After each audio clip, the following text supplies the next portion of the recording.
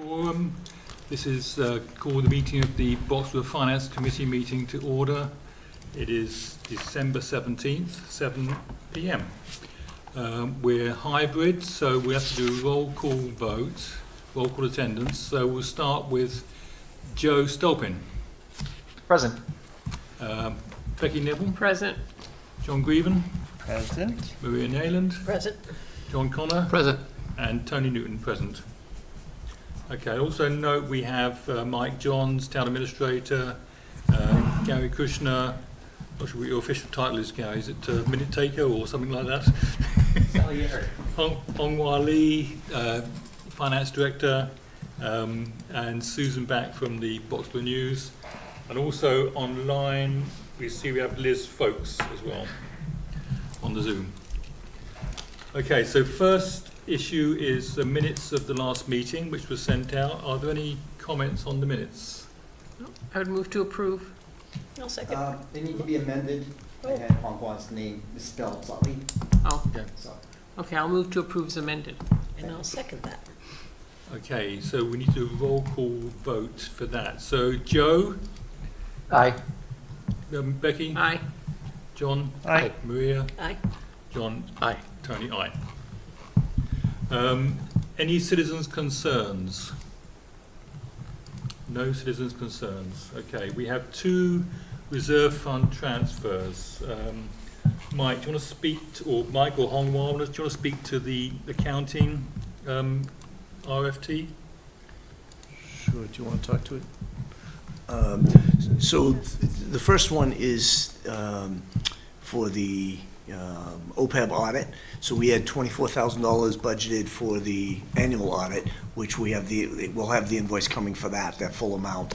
And then there's every other year we have an audit on our OPEB, and we didn't have money budgeted for that. I think that where it's every other year, we found a way to not miss a year, and that Hung Hua set up with Odyssey, who does that audit, to bill us every year, but for half at a time.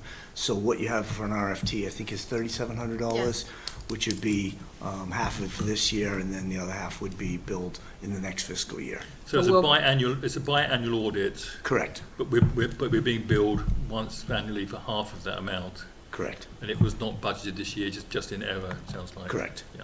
But we'll budget it next year. Yes. So it's $7,400 for the audit. total. Correct. And this is the same company we've been using? Yes. Any other questions? No, we did this last time, but this Yeah. is a better way to do it, obviously, because this happened last Yeah. time. We had no bid audit as well. We ended up having to do reserve fund.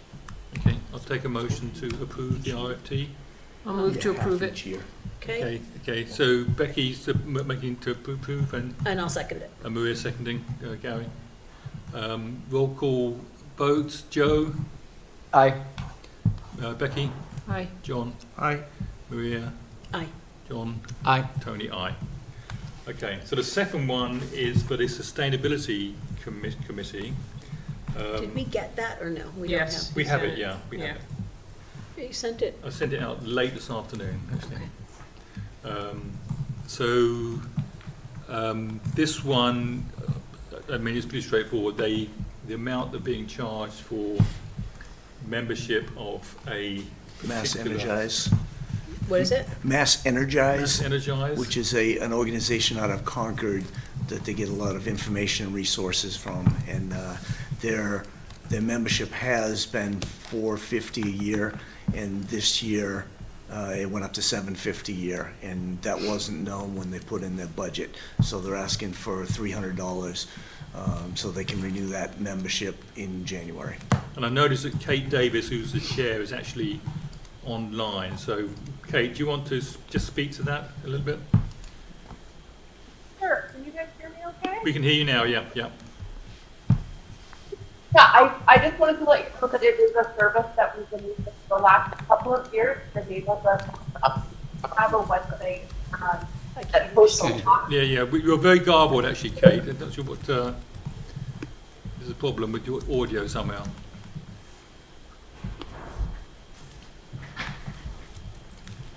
I can't hear you at all now.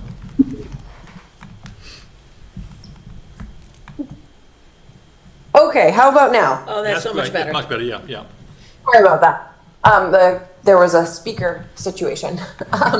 So we've been using this service through Mass Energize that enables us to have a website called Energize Boxborough.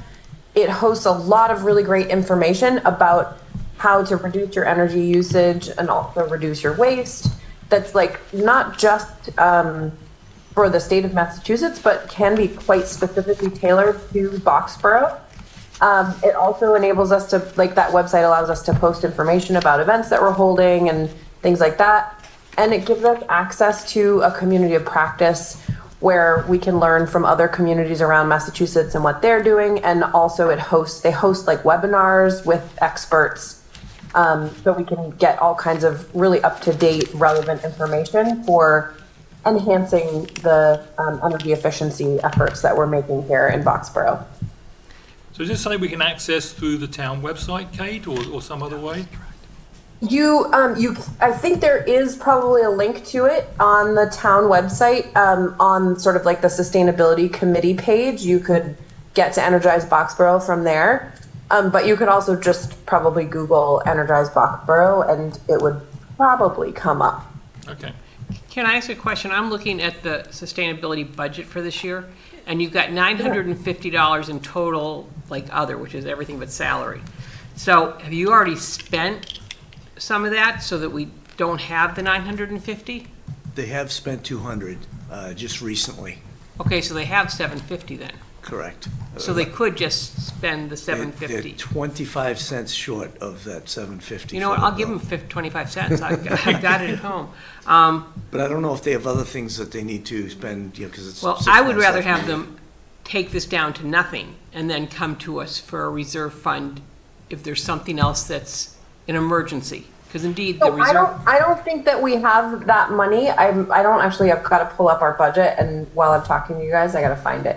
But I don't think that we actually have that much money sitting there because we already have to pay hosting fees and things. So it's like there's the $300 gap. I mean, we have some money in the budget, but we will have upcoming expenses for other things.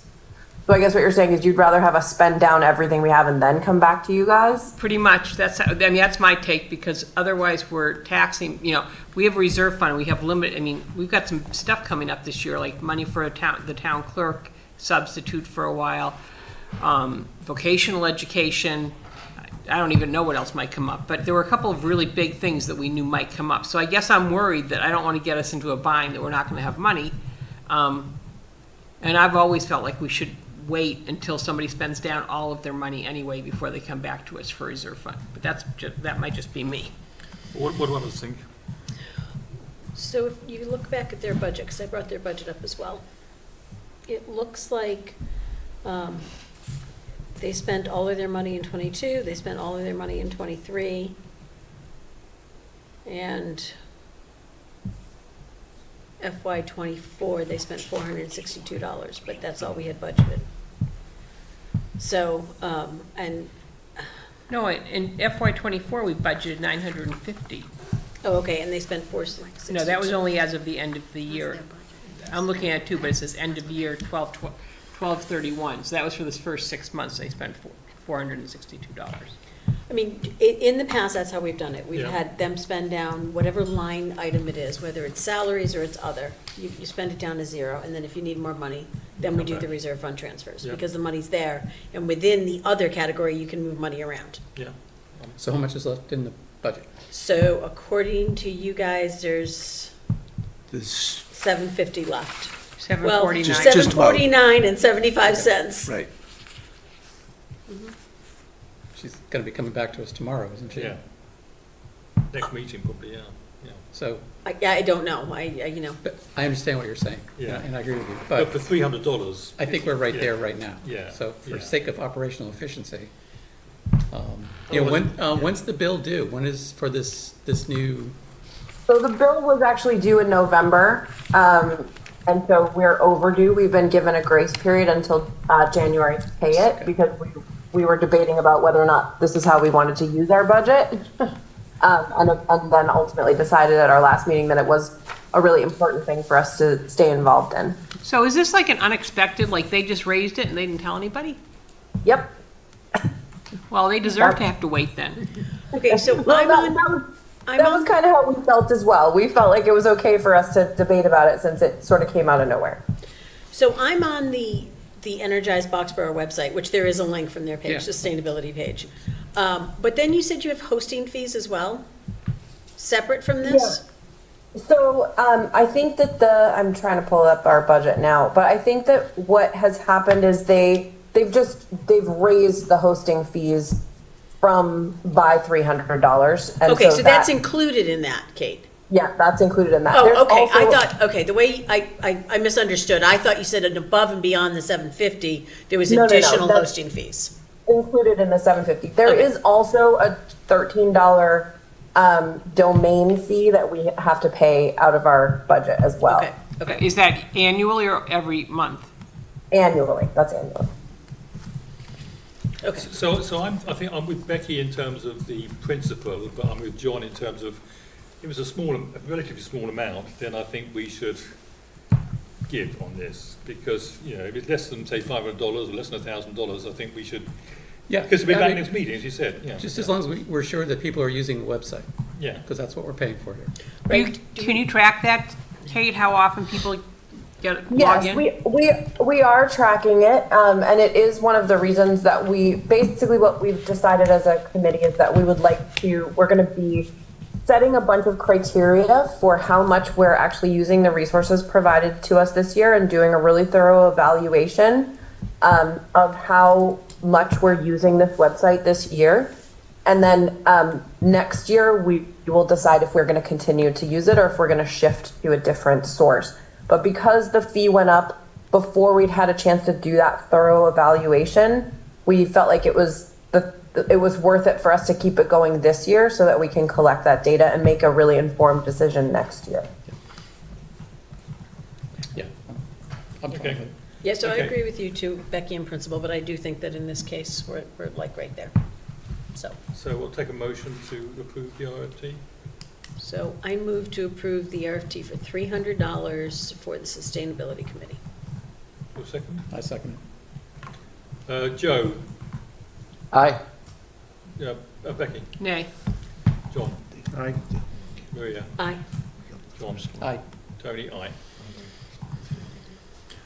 Okay, and Kate, while we have you on, there's another topic later on which you might as well speak to now, which is your request for a representative for a working group for sustainability.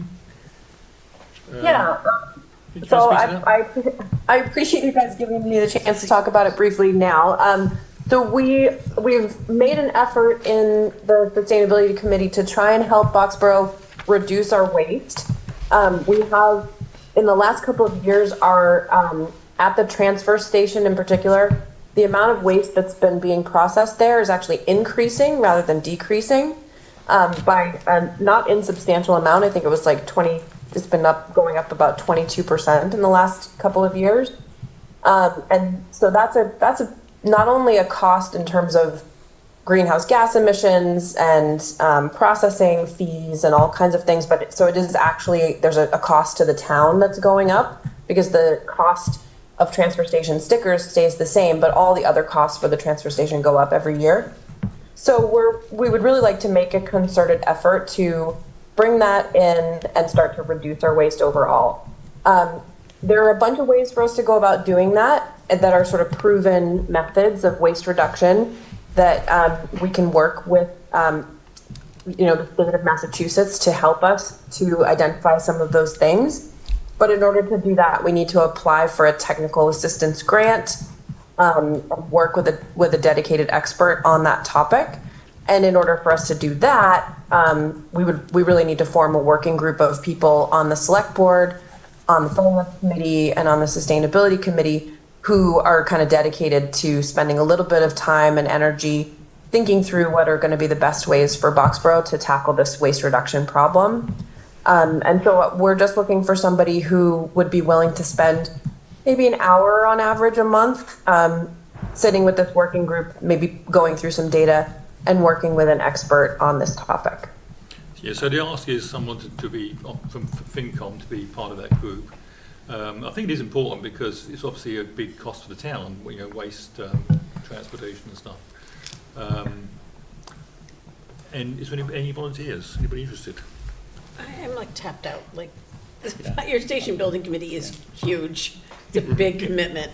Becky? Yeah. No, I'm done on the FinCom in the end of June, so no, not me. You'll We have need a to, good time. we need to start passing things off. Yeah, I can do it. You can do it? Yeah, John, what a fine man you are. yeah. Thank Okay, you. so Sure. John Grieven will be your FinCom representative, Kate. Fantastic. I will find your email, John, and connect with you over email. All right, sounds great. Thank you, John. Thanks, Appreciate it. Thank you guys so much. I appreciate your time. Thank Bye, you. Kate. Thanks. While I think of it, I need to get these things signed, don't I? Mhm. So give me a moment here. What's next?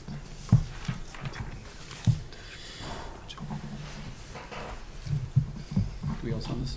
Yeah. Yes. Sorry? We all sign these? We all sign, yeah, we have to sign, yeah. Okay, next on the agenda, we have the dashboard updates. Anything more from ClearGov, Hongwa, with Mike? We met with ClearGov last week, I guess it was, and the guy seemed a little bit limited in what he knew, actually, I felt, and he was going to go and get some more help from his company, right, to find out what they could do to answer our questions. Have we heard any more from him? I haven't. Did you receive anything from him?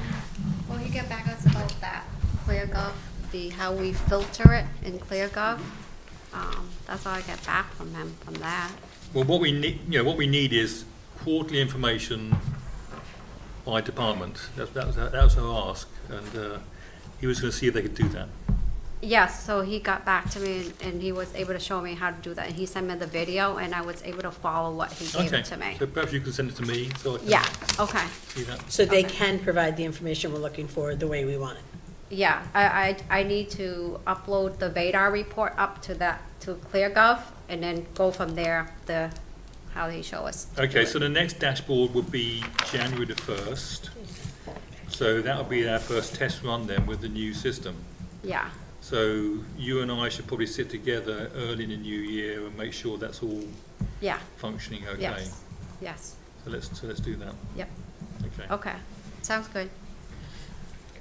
Okay. FY26 budget. So there's a few topics here. So first one is Mike can talk about where we stand with the first look at the budget, right? So we'll go through that first. I mean, we're not going to do any voting on this tonight. This is really just an initial look at where we stand. Okay. So I think, are you sharing your screen over there? Yeah. I am. I don't know how we get it to that. That has to be I think that's Tony's. Yeah, only Tony can hook up to Well, the, I can share what I'm saying. oh, there you go. Yeah. So it's just the Zoom, yeah.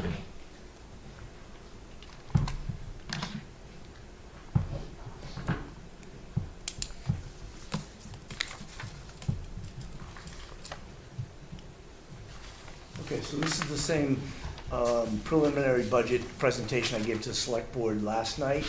And it's a first pass looking at, I'm trying to get this to go to full screen. Let me do one more try here. There we go. Looking at what the departments and committee chairs have submitted, and looking at the revenues, and Hung-Wah and I are in the process of going through the detailed evaluation of each department, and starting to sit down with the department heads in preparation for Budget Saturday, the first Saturday of January. So this is the first look. We talked last night, and as I do every time I present a budget, talk about roles and responsibilities, quick overview, what are the goals in this budget and the assumptions that we've made, what are challenges we're facing, where are we, what's our current status, and then a brief summary. So roles, the select board last night voted the budget priorities, and for this year, it is level services with minimal enhancements, and to stay within the 5% goal that we've talked about for the town side. So that's the select board's role in the budget, is to set the budget priority for the year. Department heads, their responsibility is to set what they need for resources, for the salaries and expenses, to provide the level services to the town that are expected, and make any cuts as appropriate. For Hanwha and I, our responsibility is to work with the department heads and chairs, assemble that budget, and present to the town a balanced budget. It is not quite balanced yet, so I want to just let you know that up front, we're still working on balancing the revenues and the expenses. And then this is the second place where cuts can be made in the budget, is at the town administrator level.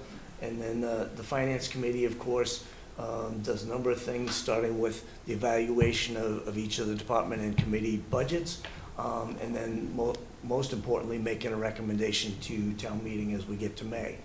And then the ultimate decision is then made by the voters at town meeting, and that's the third place where budgets can be cut. Overview. As I mentioned, the first two steps, the select board made the recommendation on the budget direction last night. And then I see this year as a continuation of stabilization for finances for the town, both in reserves, in continuing to fund the OPEB trust, continuing to make smart infrastructure investments in capital, continuing to stabilize the operating budget, which is what we're in the process of doing right now, and then protect the town's financial interests and mitigate risk.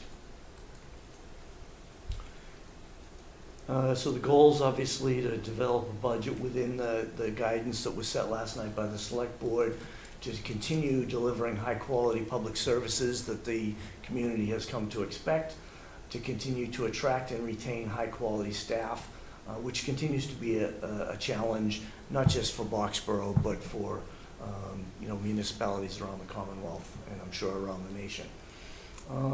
To set sustainable and predictable fiscal trajectory for the town, as much as possible to increase the effectiveness and efficiency of service delivery, and to continue to maintain a desirable place to live and do business.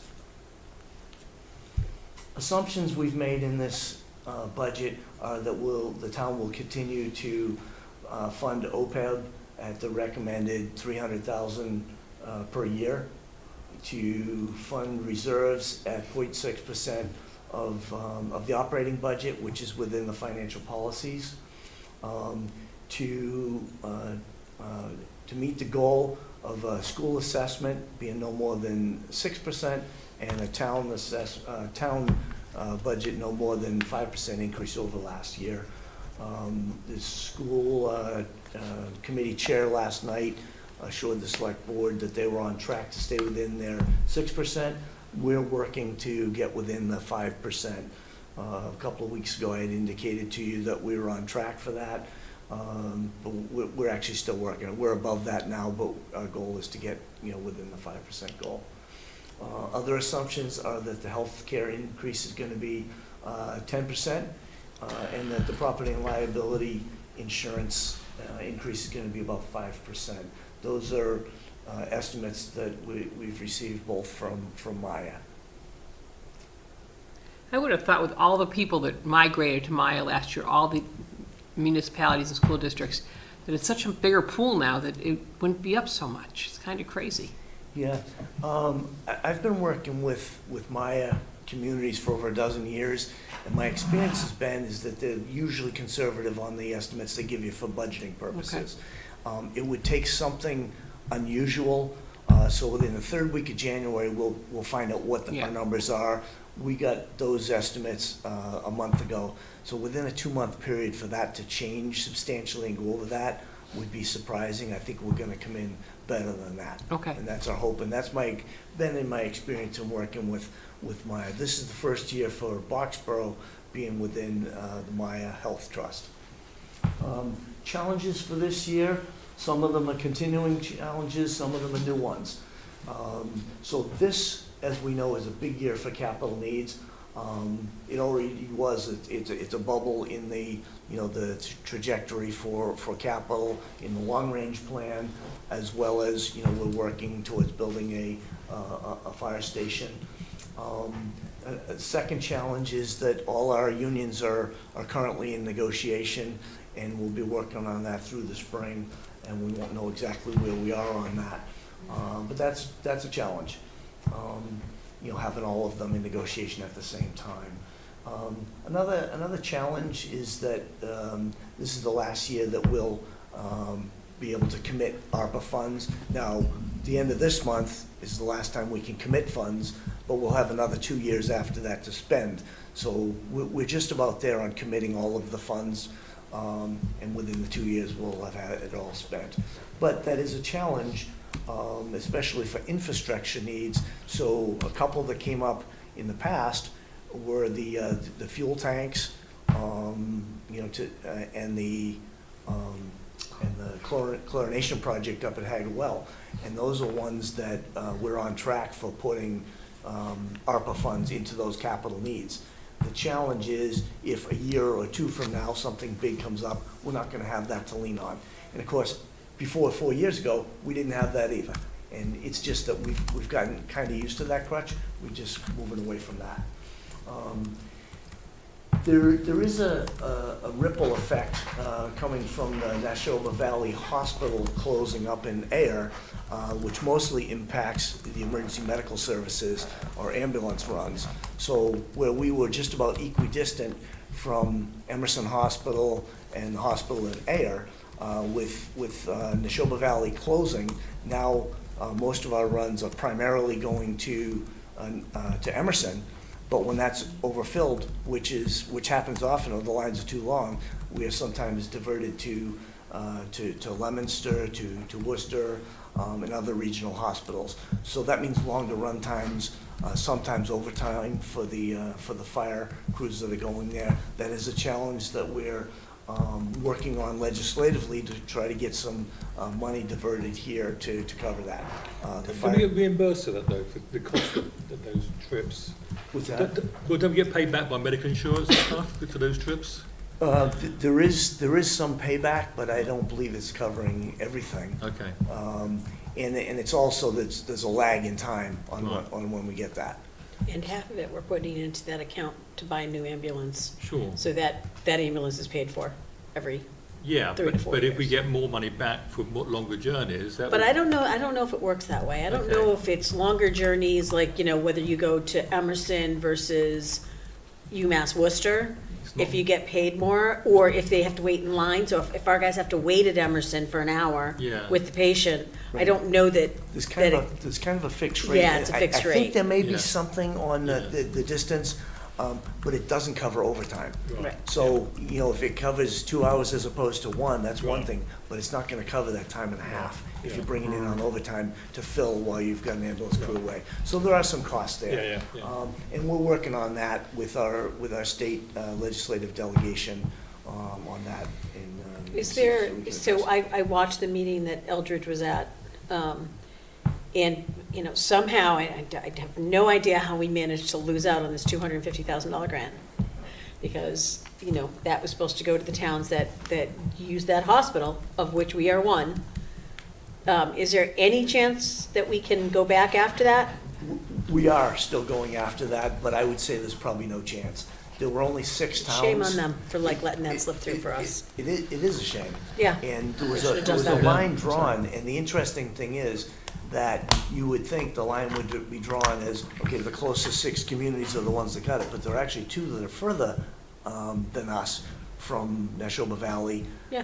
But they were, but they got that 250,000, which is, can't be used towards salaries. It can only be used towards capital needs, which it is beating up on ambulances that are running longer. But so far, the fire chief and I And the select board is still working on that, and you know, our state rep is still working on that, but so far nothing. So I think the further away we get from that, Yeah. I think the less chance It there would is. seem to me if another opportunity comes up, our state rep and our state rep senator need to step up for us, because quite frankly, I think that they dropped the ball on that for Boxborough, and maybe we dropped the ball in reaching out to them, I don't know. But my understanding was that it just, you know, they were sitting at the table and we didn't get any money.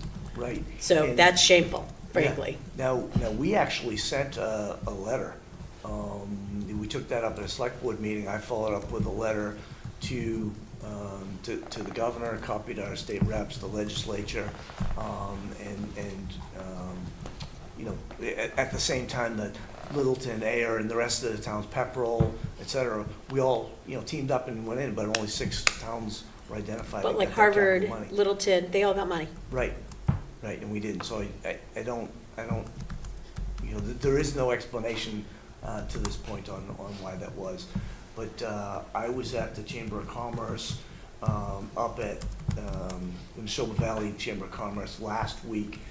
We met at Devon's, and the conference hall there was packed with administrators, chiefs, and other interested parties from hospitals, administrators, on how do we address this. And so we're talking about this Thursday night, the fire chief, while we're at the fire station building committee, he's gonna be at a chief's meeting addressing this. So we're staying on top of it. It's sad that we missed out on that first part, but anything else coming up, we believe we're gonna be in there. Don't know why that happened. I don't think it was due to inaction on our part, because we sent a letter, you know, to the state at the same time as others did. I think that we just need to be louder, because I'm not sure what kind of representation we're getting at the table, right? I mean, Right. how hard are you working for us? Because I always kind of feel a little bit like Boxborough is on, you know, sort of on the radar, but not really on the radar, so I We're the think we just need to stepchild. be. Huh? We're Acton's stepchild. Yeah, so I think we need to be, I think you did, I'm not blaming the town, but I do think that we need to stay on top of any other opportunities, and we just need to be loud and reach out to other people too, because, you know, I'm not necessarily thinking our representation's bringing it home for us right now, so. So hopefully in this next round, trying to get some operating money to cover some overtime Okay. that we will. Thank you. The last 2 challenges that I want to identify or call out tonight are, we know that our new growth is way down. The building permits that are coming in are for decks, bathroom renovations, you know, small stuff, good stuff to have. But, you know, the big commercial projects are wrapping up. We know there's only 1 new home built in town next week. We don't have a lot of new economic development coming in. So we've predicted and forecast that new growth is probably gonna be down at 200,000 versus 350 or 400,000. And so that's just a reality, just based on the trend of permits we see coming in, and applications coming in through planning. But it's not like this, the EDC is trying, right? I mean, the Economic Development Committee is trying to Absolutely. pull things into town. It's just they're finding stumbling blocks along the way. It's a challenge, yep. And the last one is not anything new. This is a challenge that we've seen for years. We are working to get back into as a member to a regional vocational school. But, you know, so that last challenge I want to identify is the tuition, transportation costs for not being a member. And it's probably gonna be, they told us it'd be 2 years before we get into Neshoba Tech, if we do. And I think we have a good chance. But before we get accepted there, we've got to be accepted by the other 8 member towns. So they've got to all take it to town meeting before we can take it to town meeting. So we're 6 months into a 2-year process of getting there. So this will continue to be a challenge, you know, for a couple of more budget cycles. Mike, do we ever get clarification on how many kids are at Minuteman? Because, I mean, we only budgeted for 1, but then they said there were 3, and so. And the October report from the region says there's 1. Yeah, and I think we only budgeted for 1, right? Yeah. So, But- that's gonna be another huge reserve fund transfer, right? So that's, I guess, do we know how many kids? I did not have an opportunity to check Okay. since I sat here with you last, but I do know that, not to long before that, Rajon, he did Yeah. call and confirm. Okay. He set up transportation for those 3 students. We know they're getting picked up, so. Oh, well, then they're probably going, okay. I'm pretty sure that we're transporting them somewhere. I know that, I remember also though, from other years, like, they don't send bills very frequently. Like, it'll all of a sudden show up, right? They're not, they don't consistently send a, like the region, we owe them money every single month. Right. Right? But like the VOTEX, they're like kind of wishy-washy about when they send bills. Yeah, the numbers seemed low in the first quarter. Yeah, Yes. that's why. But like, it'll all of a sudden come and that'll be a huge reserve fund transfer. Yeah, we saw it was very late last year Yeah. when those came in, and the year before. Okay. Okay, the current status, I put numbers in here just to give you a scale of where we are, but I wouldn't hang your hat on any of these numbers, because I said we're very early in actually getting into the weeds on the expenses of each department. We're going through line by line, as you will soon. And we're doing the same thing. We're getting granular on the revenues, but this is to give you a range of magnitude of where we are.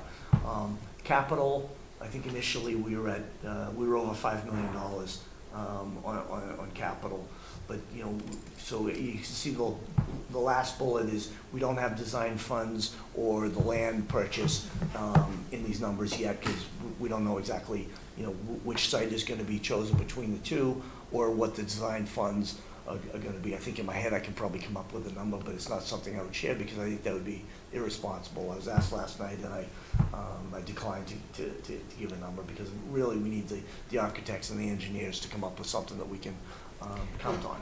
When do you think you're gonna get that number though? Because I mean, it's going to special town meeting, right? The design funds will go to special town meeting. Yeah, so in January, we expect to have that number. Okay. So we expect to have that, into the warrant, at least an estimate that's within 10%. And for town meeting, we will have the design number that we need to budget for. Also, for this special town meeting, there will be an estimated project cost, but that will only be an estimate. Like a range. What a range. We talked a small range. Right, a range. And what those design funds will get us to is full construction documents and bidding prior to coming back to town meeting a year later. And that will be an actual, this is what it'll cost, because we'll already have a bidder in hand and the So price of hopefully that. next year, the fall or winter town meeting, whatever it is, that's when we would actually devote the, It'll most likely be next annual town meeting, because, the architects are telling us it'll take that long just to do the full design construction drawings and put it out to bid, get those results back, do the checks on the general contractors and subs and get that in. So it'll probably be a year after May. Sorry, so you mean 2026 town meeting? Is that what you're saying? Correct. see, my thing with going to annual is that if we're in any kind of an operational override situation, I hate to see an operational override and that exclusion for like a fire station be on the same town meeting. Right, I mean, and it could be a special, like we're doing this year, Yeah. a February or March special, but it's certainly, we are not gonna be ready for a fall town meeting. Initially, we had hoped, we come in the winter or spring, and then we come back again in the fall, and, our OPM and architects have just told us that's unreasonable, so Okay. we won't be there. But even if we do a special, people are gonna ask us where we are, and we're gonna have some idea that, yes, we're gonna need an operational override as well, even if it's in February, right? Because we have to be transparent with everybody and let them know if that's what happens next year. So, I mean, it kinda is what it is, no matter what, what time, whatever meeting we do it at. We have to be honest with the public about Exactly. whether we have another Yeah, override. the reality is, we need an override at some point in time. The way we're tracking, I mean, we should escape it this year, I think, but. Well, thanks to Acton, we're gonna, Yeah. I think the thing is I think that our override will once again be dictated by what Acton does, right? Because this year they're in a deficit, even with the school at 5.1%. They have a $500,000 deficit in addition to deal with. So I think they're gonna once again be dictating when we're gonna have to go into that, but Except, it's another conversation. yeah, even outside that though, the way we're tracking, we may need to do it anyway, regardless of, anyway, we'll see. I mean, Mike's still got 6% in the budget, and what I heard was 5.15. is what the school assessment's It's going gonna to be. be less than 6. Right, It's gonna yeah. be less than 6, so we might be in better shape than we actually. So the operating budget number would obviously change a bit between now and Budget Saturday, I would think, as you continue to work on these numbers. So Right. And does that include the school? that includes the school, right? Yeah. That includes the school, yes. Okay. So with that, so we should be on Budget Saturday do a live update of the model, the financial model based Yeah, on what yeah, the we'll be numbers able to we do have then. I think. Yep. I think that's our next sort of check-in point. So the first 4 bullet points are all for annual town meeting, because land and design funds are not for annual town meeting. I just want to be clear. All of this, I mean, obviously, the operating expenses, the capital, and the ATM articles. Correct, and that's why I don't have it in there, but I wanted to call that out just Okay, specifically. just to say that it's there. Because in the FY '26 capital plan, the Yeah. long-range Yeah. plan, we do have land in there for Okay. $1.5 million, and I just want to call it out that that's not included in this. Okay. Because we don't plan to do that Yep. this year. Okay, So yeah, so numbers, capital, so I've got that down at 2.9 million, 1.4 bonded, another 1.5 from free cash. Again, I wouldn't hang my hat on those numbers, that's where we are now. In a couple of days, we'll have a little better idea because the capital committee is meeting Thursday night here before the fire station committee, actually in the other room. And we'll take a closer look at the capital items that the department heads and committee chairs have put in. Currently, we got about $500,000 in other annual town meeting articles that are either non-bonded or both non-bonded and non-CPC funded. So I just wanted to, include that. So they're So not raise it. capital, they're just articles? Like raise and Articles. appropriate? So, like, what do I have in there? I don't even recall what I have in there. I Well, think- we're going to go through this, aren't we? We're going to go through the the ATM articles. Yeah, the Okay. ATM articles. Okay. I mean, if there's not bonded and not CPC, then it's got to be raise and appropriate or free Correct, cash. Yeah. Correct, Okay, yep, exactly. So it's not included in, I see, it's not, you've got Because they're the not capitals. They're not Right, capital okay. items. All right, Right, exactly. okay. Yep. Okay. And then same numbers, see them again, and you can see that, So hang on, Mike, let's go back a minute. So where do we get to review those ATM articles? Are they part of Budget Saturday? capital Saturday usually. Capital Saturday, but they're not. But it depends They're if- not capital, you said. But it depends on what the articles are. So if the articles are something that ultimately ends up in the budget, then we discuss it on Budget Saturday, right? So if we want to add 3 employees, then I that thought we were going to becomes. include those on Budget Saturday. I think, didn't we say that in the presentation slides we put together, the template, that we would have yes, a slide on non-operating budget warrant articles? right, and I already talked to the department heads about that. So Yeah. if they're including, if there's something in an article that they're included, that's not in the operating budget, that's not capital, we'll Yeah. talk about that on Budget Saturday. Okay. Yeah. Could that include your contracts? Could that be one of your ATM articles that's like included? Yes, but we don't have numbers for those, so we won't be Right. able, we won't be Well, I'm ready. gonna hope it's not $483,000. No. Okay. Just making sure the unions understand it's not $483,000. Right. No, the 3 union contracts are not included in this at all, Okay, right? But we have placeholders in there for articles, but no funding, no So that it would amounts be more attached. funding than this. Correct. Okay.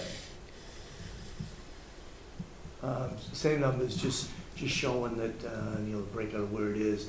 And basically, we know that we're, not balanced right now, and we're working to balance. and what do we think our free cash is at right now? 3.1 or 3.2 million, something like that? Yes. Okay. And just in summary, I mentioned, the goal for the school is under 6% from last year. Goal for the town is under 5% from last year. Major drivers, the insurance, as I mentioned, those are assumptions. The Acton Boxborough school, but it sounds like they're on track so far.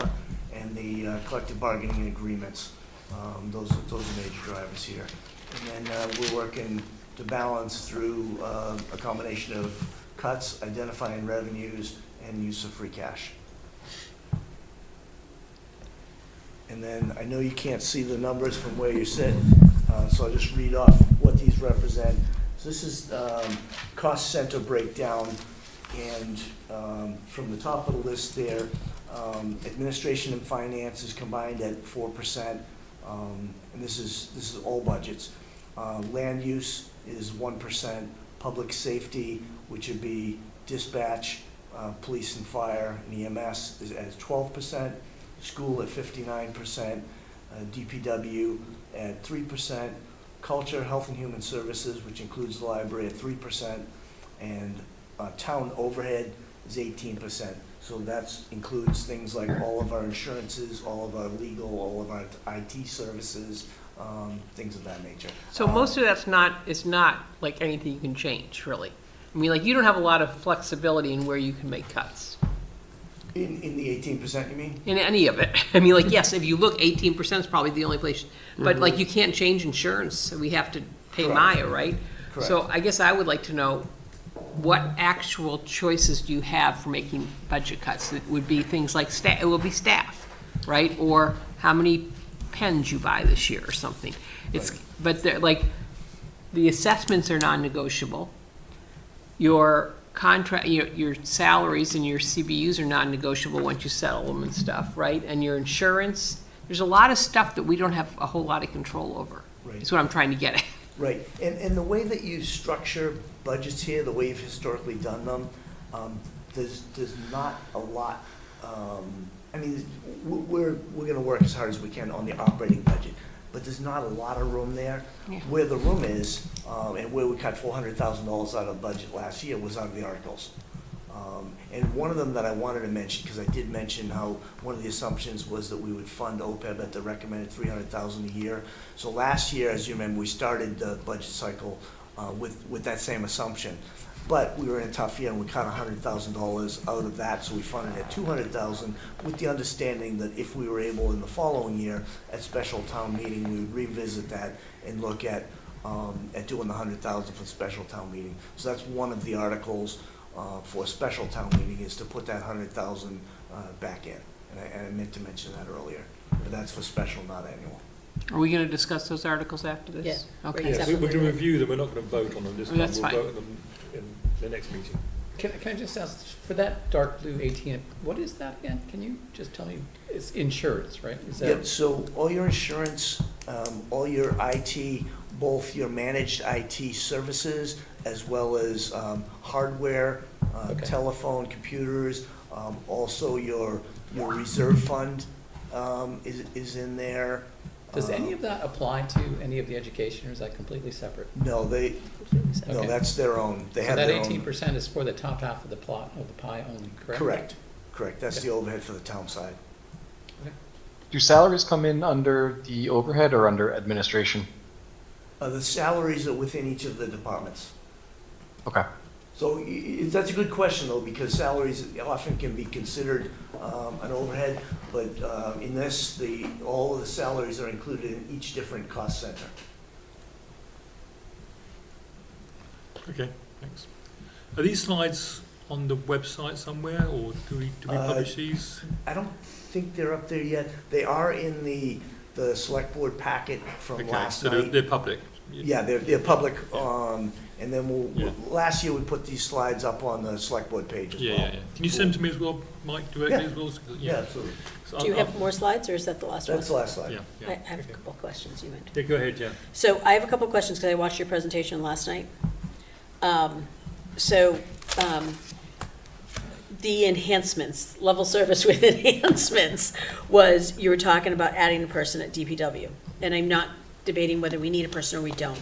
But one of the reasons you had mentioned was because we got this roll-off truck and we're driving the solid waste now, right? That saves us money, right, in tipping. Correct. But I thought, and I might be wrong, when we got that truck, I thought we added a body, or a half a body, to DPW, because we knew that we were gonna be taking somebody to do the truck, because we've had that truck for a while, that's not new. Right. Right. That's been around a while. I'm told that we didn't add anybody at that time, and I'm told, and I have to just go on what I'm told because I wasn't here at the time, and I'm told that we also didn't add anyone when we made one of the employees, the facilities manager. Right, so when Fran became the facilities person, no, that, I'm not sure that we added, but I mean, this goes back to, it's gotta be pre-COVID, Yeah. right? Because I thought Bo was driving that truck at one point or another. I don't remember And who- Bo, I mean, he passed pre-COVID? No, Yeah. am I wrong about He that? did, Oh, I remember Larry got his Okay, license. but I mean, it was pre-COVID, right? So I guess I'd just like to, I mean, I know that Priya had been asking some questions, but I guess I'd like to understand the staffing model at DPW since before COVID through today. Like, where are we? Because we've changed a lot of different things. We've changed some of the hours and who's at the transfer station. We have the roll-off truck that we use.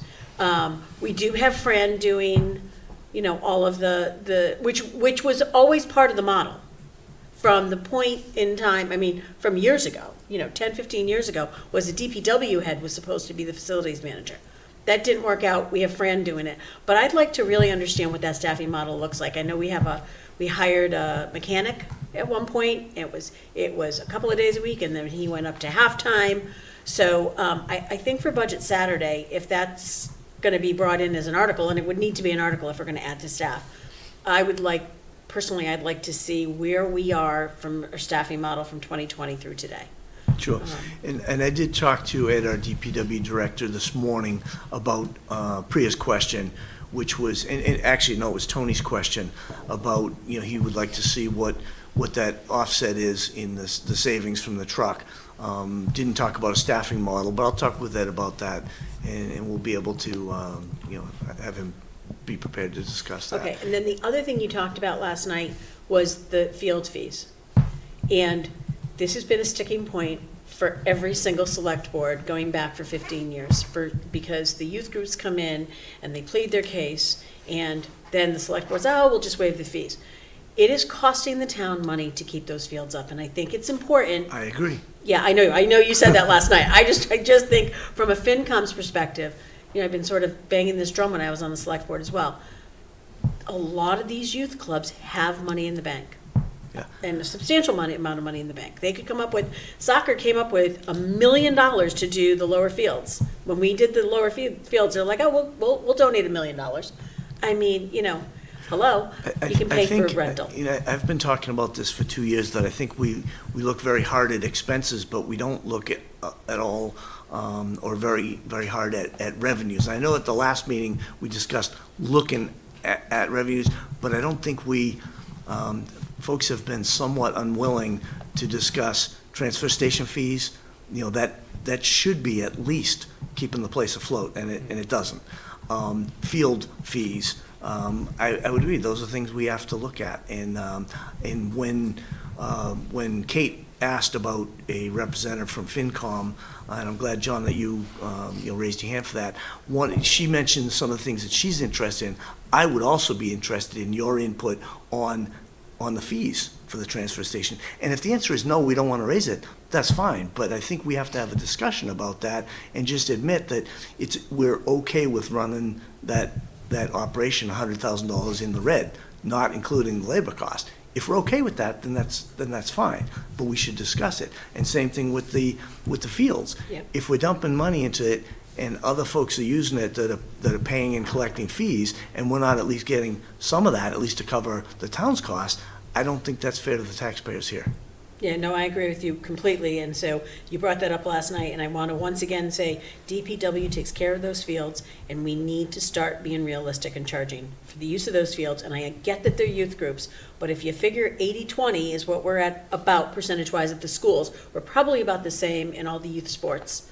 So we should not be just maintaining these fields without some charge. Right, because the transfer station's all Boxborough people, hopefully, going there, right? Yeah. But the fields are being used by more than just Boxborough kids, so, Acton kids. Presumably Acton charge for their fields. They do. They do, Yeah. yeah. I mean, my son played soccer, and we moved out of Nara and came here when he was in the younger ages because it didn't cost anything to Right. be here. So there you go. Nara was charging a pretty penny, and they said, Let's go to Bachman. And I know they've looked at it before. I mean, it's been looked at million different times. I mean, It's like looked at, and then they come in and say, well, we line the fields every year and we get fertilized for it. Okay, that's great. That's all well and good, and thank you so much. But we mow those fields every week for your kids to be on And them. Thursday night, the capital committee is gonna talk about purchasing a $115,000 mower, an 11-foot winged mower, which is needed to keep up with those playing fields. Right. And So- that's just one of the costs for I the think it fields. also warrants discussion too, because that was one of the selling points of Liberty, right? They Right. just put brand new Liberty fields in. They're fantastic. Redid the drainage and everything. And it was, this could be a potential new revenue source. We've got the basketball courts, pickleball, kids playground and everything. The fields are in much better shape than they used to be. We're rehabbing the baseball field, and now it's like suitable for public use for all our surrounding towns. Like even it's spillover from like Littleton or Harvard if they needed some extra space. So yeah, I agree. So how do Something we should be willing to look at. execute on that then? How do we? So it's the select board that needs to start the conversation. I think that what we need to do is maybe be more vocal than we've been in the past. Okay. I think the last number of years has been a lot of, we don't have an accountant, so we are just trying to stay afloat, right? So now I think that the FinCom could just, this year when they bring it up, either attend their meetings or send you with your, kind of marching orders that says, we need to look at this revenue, we need this revenue, and this is why. We just haven't had the Well, wherewithal can to do we that. get on their agenda to do that? Can we just request that to be on their agenda? Or when Mike, they have to talk about that soon, right? The fees, the select board. Yes, Yeah, so Yep. we should, when Mike schedules that, we could just do a joint meeting or Yeah. whatever. Or Get we on. should. Or maybe, We'll just maybe show on up. Budget Yeah. Saturday, I mean, if we're gonna look at revenues along with expenses, maybe we could spend, 15 minutes. It's not a looking- 15-minute conversation, you know. Well, that, so- maybe, I know it's not, but just to start, to say, listen, you need to do this early because the teams have to charge appropriately if they know they're gonna have to pay. Like, so maybe you've gotta give them enough notice, but maybe if we give them notice, in end of January, that come September, come July 1st, these are gonna be the fees, and they will not be negotiable. right. Right. I mean, I think that's what it has to be. So I'm happy to get the ball rolling on this. And as I mentioned, over the last 2 years, I've raised the thing about the transfer station fees, at least keeping the place in the black. And same with the field fees. And there hasn't been anybody wanting to listen, other than Ed and I talking about it. And I've already got Alec in land use looking at the fees there, because there's Board of Health fees, there's permit fees, there's all kinds of fees there. And he's starting to look at those, because I want to have a full fee analysis. And I think this would be good, so I'll get it on the agenda. And the budget amount that you have, unless Liz tells us otherwise, I don't think the school's gonna be above 5.15%, because at 5.15%, when I watched the school committee meeting, ALG still has a $500,000 problem. They're still got a $500,000 deficit. So I don't think it's gonna go up from there. So I think we should change that as we do modeling, Yeah. and use the appropriate number, That's a because, good point. right? Yeah. I mean, We know it can't go up from there unless they're gonna do another override, which I don't think they're. Yeah, because it goes up exponentially too. Yeah. It's not linear.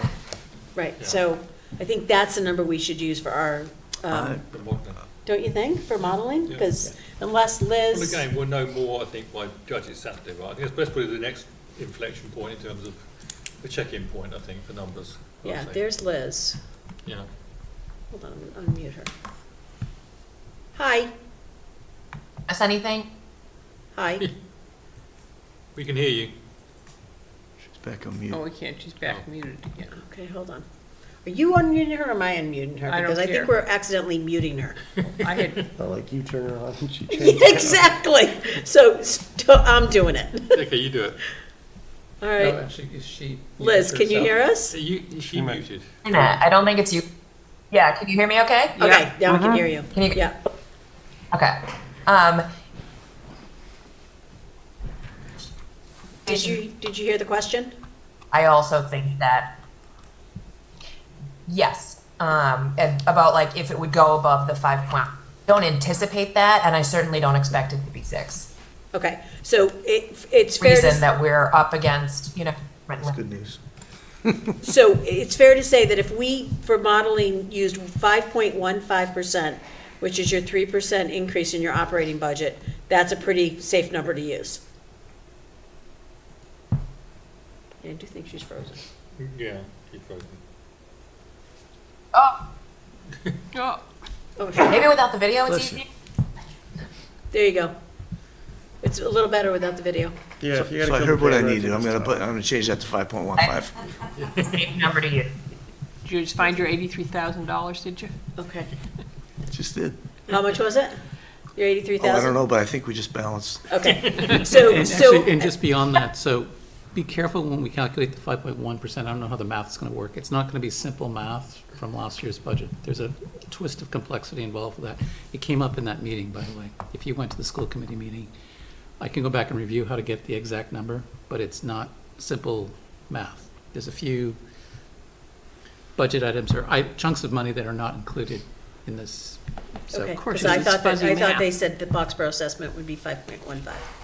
I understand that, but what that, so So that, even with all those complexities, you're right. that was the number they threw out, right? Yeah, my bad. So I guess, Liz, you don't need to get back on because you keep freezing up, but before budget Saturday, if you know, we got some word that it's not gonna go above this amount, that would be great. But I think for modeling, we should use that number now. Yeah. Yeah, we'll change it in our budget tomorrow. Mike's like, I am all over On that. it. We've been banging our heads trying to balance this for the last 2 days, so this makes my day. And I'm sure Hung Was also. Any This is more good. questions for Mike in terms of that? bit of No, it? so you'll have that modeling stuff for us for, budget Saturday? Okay. Okay.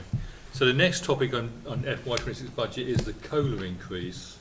So in this information I sent out, there's a large presentation from Lee where he's been through and calculated what the recommendation is for the COLA increase for the non-union, non-contract employees. It was pretty impressive, actually. Which is it's a very impressive presentation here, which is 2.7%. So the question is, I mean, Lee will come back, and if we have questions or concerns about that, or objections or whatever, he'll come back and go through the whole thing with us. Well, he probably won't come back because he's going to Texas. Well, before he goes to Texas, he said he'll come back and talk to us. Okay. But it may not be, if we are okay with that, we won't vote it tonight. But what I've asked for is an abridged set of slides that we can look at. Well, Tony, can I just tell you, because I was at the personnel board meeting, and one of the things they were looking for is what we've done in the past is somebody from the personnel board, somebody from the select board, and somebody from the FinCom sat with the town administrator and just We did that basically yesterday. We did that. Oh, okay, great. We voted. Yeah, but I didn't think I could just vote for it without Okay. the support of my FinCom. This is That's true. fine. Your goal was, your charge is to go there and come back. Well, because I thought I was supposed to come Yeah. tonight and ask for somebody to go to that. So like I was going to say, Tony, you need to go to this. So. Yeah. No, we've done that, but but I shared information with you. We need to vote on it before January the 14th. So my proposal is we just get a few slides and look at it and vote on it, and don't have Lee come back and go through the whole thing in detail, because it seemed pretty comprehensive to me. But we can all look at the slides in our own leisure and do that. Okay. Is that okay? Yeah, that's fine. I mean, I think that's a fair amount. I was just, it looks like it was a combination, though, of the 3-year rolling average for the CPIU, Yeah. and then kind of what the And the comps around the towns are. And Okay. the step, because everybody gets step now. Like, it's not like half your staff is at, like, top step. So everybody still qualifies for steps. So because of that, CPIU's not a bad CPIU this year, or even the 3-year rolling average. Okay. But the 2.7 plus the step puts us above Okay. what the 3-year rolling average is. And I think the numbers you put in your budget model, Mike, were 3% for those numbers. So it'll be a slight reduction in the budget. We've already pulled that back. Okay. So we did it, we pulled everything down to the Okay. 2.7. Oh, good. Okay. Yeah, we've pulled everything out we possibly can. And we're still working at it, but we've been working hard at getting to a balance. Okay. So then the final topic on budget is Budget Saturday. So we did talk a little bit more when Mike and Kristen and I met last week about the template for. Here I thought you were going to say menu, but okay. Yeah, no, there's a template which I'm trying to find. There we go. So the idea is that we will give each department a template to work with to try to sort of streamline and smooth the budget Saturday process. So the idea being that there'll be an overview slide where they will give us what the proposed budget is, what this year's budget is, what last year's actual was and budgeted, and then the change from 25 to 26 that's been proposed, and dollars and percentages, salary and non-salary, and any sort of big big sort of trends or issues for their budget, and then focusing on the sort of key line items that are driving that budget change. Call out any service improvements in there, because I think we should do that where they're there. Any warrant articles that are non-capital that will be part of the budget, the ATM process. So like a DPW half person. Right, yeah. So I think this is good. So they're all going to do the same thing, which is kind of nice because they all do their own deal. Exactly. We're trying to standardize it. Yeah. But will we have it? We'll have a detailed budget for each one of them before that, Yeah, separately, we have a separate budget. right? Yeah. That has the salary and the other. Yeah. It's different than what we had last year, but the same in the Right. detail. Correct. What we need to do is shorten their presentations to about 10 minutes. And then, Good luck. No. Have you met them? No, yeah. I mean, maybe you can get Shevchik to do that because he's pretty good. Like you give him. I mean, I love our fire chief. yeah, But I've never met a fire chief that can keep anything to 10 minutes. I don't know, I went and talked to the chief of police yesterday about his budget, and it was not 10 minutes, and it was just me, and I didn't even have a lot of well, I questions. think we need to try to keep the timing down and have time of discussion, of course, on top of that. But I mean, that's what we should start them off at, is a few slides. I think we should have a clock with a countdown. Yeah. There you go. That's fine, but leave enough time for questions. Oh, cool. Yeah. No, I don't wanna that's rush through it either. That's without questions. That's 10 minutes presentation. Okay. And understanding that this will get derailed and we get, And we're going to have we're going to at least have a little bit, I mean, you'll have that to us a few days in advance of the meeting, right? Right, To correct. be able to look at their budgets and stuff. And you've shared this with them, Mike. I was just gonna These ask that. I did. templates. So You did? No, I was answering Tony's question. I did share the Yeah. templates with the department heads. yeah. Okay, all right. Why? No, just, if you can go back to the second slide, I sent you a comment on this, but not this comment. Is that, are those columns in the most logical order for quick comparisons for everybody here? Yes, left to right, newest on the left, and we go back. So you Right, are think- those changes? See, the change column should be in the middle, aren't you, probably? Yeah. Oh, right, Yeah. I'm sorry, yeah. We can update that. So, yeah, so Yeah. FY 26, 25, 26 change should be where the FY 24 actual is, and then move it down that way. Okay. So basically move the fiscal year 24's, Over To way over to the last right. two. Yeah. Yeah. Okay. both of those columns to the right. I will do that and resend to Mike, who can resend to everybody. Sorry. And when we get the budget, it'll have more than just 2 years, right? We'll have like 3-year It'll have history. 3 years. Well, it'll have last year, current year, and the year we're projecting. That's what we usually do, is 3 years. It'll have last year, current year. Usually we go back, I'm gonna look at my sustainability budget. For FY 25, we had 24, 23, and 22. Yeah, usually And 25, I mean, but it So went like a back. rolling 3-year history and then the proposed. yeah. Is there a way we can get 3 years on it? We have it set up with just the 3 years. Right, but so- so basically 24, 25, and 26. So Correct. last year, current year, and then proposed. Right, versus like 23, 24, 25, and It 26. would be some work to get it in, because we'd have to get the vendor back in and start importing another year's worth of data. You know, I don't think that's so bad. I mean, unless we have a calamity like COVID again, so everything, gets totally screwed up. Probably that's enough, as long as we can see what the increase is year over year for a couple of years. And that will have the budget and the actual for 24. The budget and the year-to-date for 25. And then what's budgeted for 26. Correct. Is that right? That's what we'll see? Okay. Right.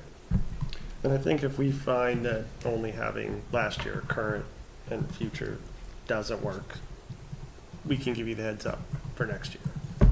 Right, then we Right, have because we'll that have in there. 24. Right, and then so we can. we'll be able to yeah, do that. Just slide it over. Yeah, it's just harder this year to get the vendor back into. But we important also of the year. have, like, the budget final numbers, so we have the budgets Okay. for, you know what I mean, that go back. I mean, I'm not sure how accurate some of the stuff is in the last couple of years, but, Okay. yeah. And then just on to the housekeeping, we're suggesting that we get here at 8 a.m. for coffee and snacks or whatever, and start promptly at 8:30 a.m. So get here between 8 and 8:30, but we start talking at 8:30. Which is fine. Is that But we okay? get here so that we have our coffee in hand and we're sitting in our seats for 8:30. Exactly, yeah, that's the idea, that's the idea. That's fine, that's I'm what sorry, we we did want last to year. try to finish, January, sorry, which, what date, what's the date again? January 7th? no, 4. Fourth, I was gonna say, Okay. First Seventh Saturday. seems late. Yeah, fourth. Okay, thank you. yeah. And then the February is the The next first. one. And we plan to finish by 12 to 12:30. You can call in. Wow, All in. all right. I'm at this one. What's the over-under Yeah, on the but you, 12:30? wait, you are on the capital committee now. I know, I watched know, the it's- select board meeting and they The reappoint. optics on it are not very good, I will give You are that. correct, they are not. Okay, so that's fine. And 12:30, we're not getting out of here at 12, I'd be shocked. But we're not ordering sandwiches and stuff like that. We're gonna go till we. We'll just be hungry and then we'll go faster. Well, that's what we did Yeah. last year. It's Capital Saturday that goes longer. Maybe not, maybe it I won't think go we had so. sandwiches for both. No, we only had sandwiches, we just kept going back to the breakfast. Was that what Yeah, we we did? had Food. breakfast, that's what. Yeah, Which we had- isn't gonna be so huge this year, because I'm not cooking. But no, sandwiches were for the second time. Kristen and Priya said, well, Kristen said she and Priya would bring food. Oh, okay, good. And you're bringing coffee, right? You and Maria? My I'm own. not doing coffee. No? You're supposed to be picking up the boxes of Joe. I can do that, yeah. Okay, that's your job. I can do that. Okay, if you pick up the boxes of Joe Yeah. and. I'll get some bagels or something, but I And am I'll not bring the cooking. croissants. Well, because Kristen I- said she'll do that. Right, so I'll talk to Kristen Yeah. and see what she wants. Yeah, We'll have to- I'll discuss with you how many boxes of Joe we need for a meeting, but, yeah, okay. Okay. And what are John and John bringing? I'll bring the milk. Cream. Milk. No, it No, has to see, be then cream. that's So wait, not what do useless. we have already? We have coffee, sorry. what do- Bring juice. And like, what are Dave, Wes, and Bob bringing? I'm not sure why it always falls to the women. Well, the women in, The women wait, volunteered. the Women women and and Tony, Tony. because I volunteered Tony. We'll talk to Kristen and see, and she can send out assignments to Yeah, everybody. there you I go. think that sounds good. Okay. I'm happy to help however I can. That's where we are. Any more questions on budget Saturday? I don't think so. No, okay. So next topic is special town meeting I'll do it for Capital Saturday. warrant. Mike, do you want to share your screen again with the Yes. warrant? Would that make sense? Yep. So again, we're not going to vote on this tonight. We'll vote on it before we put it at our next meeting, which will be just after budget Saturday, I think.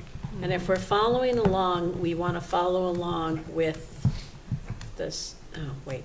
Didn't Kelly send something Yes, out? the She more sent updated an update out. Is this the updated version, Mike, that Kelly sent this afternoon? This is the one she updated after last night. Yeah. This is the one that's on the town website. Okay. Gary? Tony, Gary's got a question. Okay. Gary- Comment. Gary. Yeah. So Mike has asked me to do the minutes for both Budget Saturday and Capital Saturday. Just to give you an FYI. Okay, Thank you. Did you agree? Thank you. we might need to do a reserve fund transfer, but that's okay, it's well worth it. I will say, it will slow down the capital because I'm also part of that committee, so Yeah. I need to both take minutes and pay attention. Well, between that and the select board's secretarial budget, we probably have enough money, because they're in charge of Capital Saturday, so that should come out of their budget, not ours. We'll make it work. Just saying. That's fine. Okay. Doesn't matter. We're not gonna do 26 meetings. Okay. So this is Article 1. There are, I think, 9 articles. And the first one has been discussed. This was an error in the accounting of the CPA, or Community Preservation Fund account. It was not a loss of money or a loss of projects because of the money. It was just money put in the wrong category. So this is something that Hanwha had identified, and the state agreed it needed to be corrected. It was a vote that was taken at last annual town meeting, and before we could set our tax rate in November, the state wanted this corrected.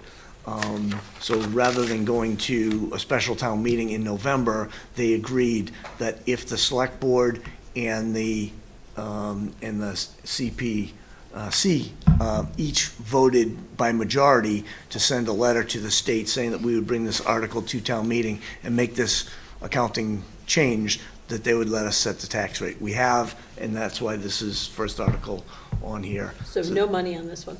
Correct, no money. So that's Article 1. Can we talk about who's going to write recommendations on these so that you can do it if you're signed to? Yeah. Who's I the guess that should be me, Yeah. okay, Okay, so Because you're the CPC rep. yes. Article 2 Contract too. is a field mower, so there are 2 new mowers needed for next year. There's an 11-foot winged mower, which is estimated at there was a proposal for $115,000. That's a couple of months old now. And this one there's a lead time on getting it, and we need it for the start of the spring to get the fields cut. The other mower is a 52-inch mower. It's much less expensive, and it can be, they can get it a lot quicker. So that one can wait till annual town meeting. But this one's on special because they need it for the Was this the spring. one we took off capital last year? Yes. And then, because Ed thought he could Band-Aid something together and then Yeah, it really and didn't then, work. and they would have been able to, except they stopped making parts for the 2012 Jacobson mower that they had, so they couldn't repair it, so it's sitting, lame in the, All right, so we need this. yes. And even though we might not vote on it tonight, we should at least discuss the funding sources, yes? yeah, Right? Because the select board wants to know what that is Yeah. from their votes. So I don't really know what options we have for funding sources because we've already set the tax rate. So how do we go back and raise and Why appropriate don't on we, any of these why don't we things? just use free cash? Yeah, I That's just want to be clear as we get down further though, like, So we have, I think we have 2 options on this. The first one is free cash. The second one is, I'm working on getting all the contracts signed to commit the rest of the ARPA funds. There are 2 that are questionable whether I'm gonna have them by the end of December. If they're not, I may pay for this with ARPA funding. but you So, need to commit to that before town meeting. so I have, absolutely. So, I have, Ed working on getting me a contract to sign if the other things don't come through, so I can, make the decision in the next week and a half Okay. on And then this. if it's ARPA, we don't even need a warrant article, right? Correct. We'll purchase it, Okay. but we want to plan to we have this, it's been in the capital plan for a while now. Yeah. We do want to plan to take this to town meeting, but if one of the other contracts falls off, then I'm going to redirect that money towards this. And then that other thing we'll have to put in the capital plan. I'm sorry, I don't have it in my notes. Do we know what the actual free cash balance is? I think it was close to 3.1. 3.2. I thought it was 3.2, but then I thought there was a $100,000 confusion. It was a 3.1. You're correct, Yeah, okay. but I don't know what the exact I don't know what the figure is. mistake was either, but it was before Hung Law got here. So if ARPA doesn't come through for this, then we're all comfortable with free cash? yeah. I am. Because I do think we should vote. I know we should vote need for this, but funding how big is this Okay. mower? Tonight. Okay. It's 11 foot wide, Yeah, yeah, it's, okay. so it's winged, so In that, one the 2 group. panels come out. Yep. No, I think each article Okay. for the funding sources. And sorry, so we have ARPA, free cash, anywhere else we can get the money from? You could take it out of stabilization, but that requires a 2/3 It's a vote. 2/3 It's not a vote. stabilization Yeah. thing. No, I don't think I'm just saying that. And I mean raise it bonding, but appropriate, this isn't really a the bonding problem is thing we've already either. set the tax rate, so. Yeah. Okay. So it needs to be free cash, but so we know where we're starting with our number of free cash. We'll just call it $3 million, So we should vote this so that we can tell the Mike funding sources. the funding source. Okay, I'll move that we support this article and support using free cash for a funding source. We're just voting funding sources. Oh, We're okay. not doing the All right, recommendations on the then I'll articles. move that we make free cash the funding source, If not ARPA, if not if the ARPA. ARPA doesn't come I through. prefer Wait, so- ARPA, but I'm sorry, what are we just voting on We're the source? voting on the not- source, yeah, because they need that for the So the select board can vote, because Yeah. Kristen didn't want to vote on anything that had funding until she knew what the source was. Okay. Which makes perfect sense, like, I would be the same way. Yeah. Yeah. So, and if Tony wants to wait until January 14th to vote the articles, we should at least, if we can, agree on the funding sources, we should do that. Okay. When is your next meeting? So it's this. January Tuesday 7th or 7th, yeah. 8th. Okay, so Whatever. Yeah. at the next meeting, I can let you know, you know, which way this was going. Yeah, and then we'll vote it at the next meeting. Yeah. January But- 7th. So the funding source, so Becky has made the motion. Is there a second? I'll second it. Maria seconds it. Joe, Aye. Becky, Aye, John, Aye. Maria, Aye. John, Aye. Tony, aye. and that's my recommendation. And that's, I was gonna say, Becky, that's your recommendation, Yep. right? Okay. Article 3, we already talked about, that's the supplemental funding for the 100,000 for OPEB, to backfill what we cut out of the budget last year. So I'm not sure I'm gonna support this. I'm not sure I'm going to. Because I thought it was a good idea, but now we have a $115,000 mower. And going into town meeting, I don't know if I wanna put 100,000 into OPEB mid-year. If the mower wasn't there, it would be a no-brainer. So if on the 7th, we say, well, we funded this through ARPA, then I might be willing to do this. I'm just not sure that I'm willing to do this. But we can vote the funding source. But the funding Yeah, source we would be vote. free cash, Yeah. I think. We can vote the funding source and then have a discussion about whether we support it or not Right, on January in 7th. January. Yeah, because here's my thing about this, is, I mean, I would also suggest it would have to be free cash if we were gonna fund it. Or again, you could say, make it stabilization, we really wanna take it out of stabilization and put it in OPEB. It's a higher bar, it's 2/3, but we could do that. My thing is you're gonna come down and there's gonna be design fees down here, right? And I don't know the number, right, and I wish but once you tell us the number, if there's enough money in free cash, I would love to do it out of free cash, so then it's just a simple majority vote. Right. Right, so it's not, so that's kind of where I'm at, I'm like, to me, nothing matters but this damn fire station, pretty much. So to that point, do we know what the sum total of all these are? Not yet. It's, not- it's, like 100 and, hold on, how much was the mower? 215, it would be like, it's almost 220 because there's another $3,000 article in here. Okay, well, I'll move the funding source should be, free cash. And I'll second that. Okay. So, so Joe, Aye. Becky, Aye. John, Aye. Maria, Aye. John, Aye. Tony, aye. And who does recommendation for this? Who's For OPEB? OPEB, that'd be Tony, probably. Is it me or you? Who went to the OPEB meeting? I missed it. Did Okay, you go so to? Tony, that's I you. didn't go to it, no. Well, who, I went to it. I don't think I should have to do them all. okay, but Tony, you can do the one of you can do the recommendation. Yeah, Okay, but it may, if we vote against it, remember you just saying we're voting against it? yes, right, Yeah. yeah.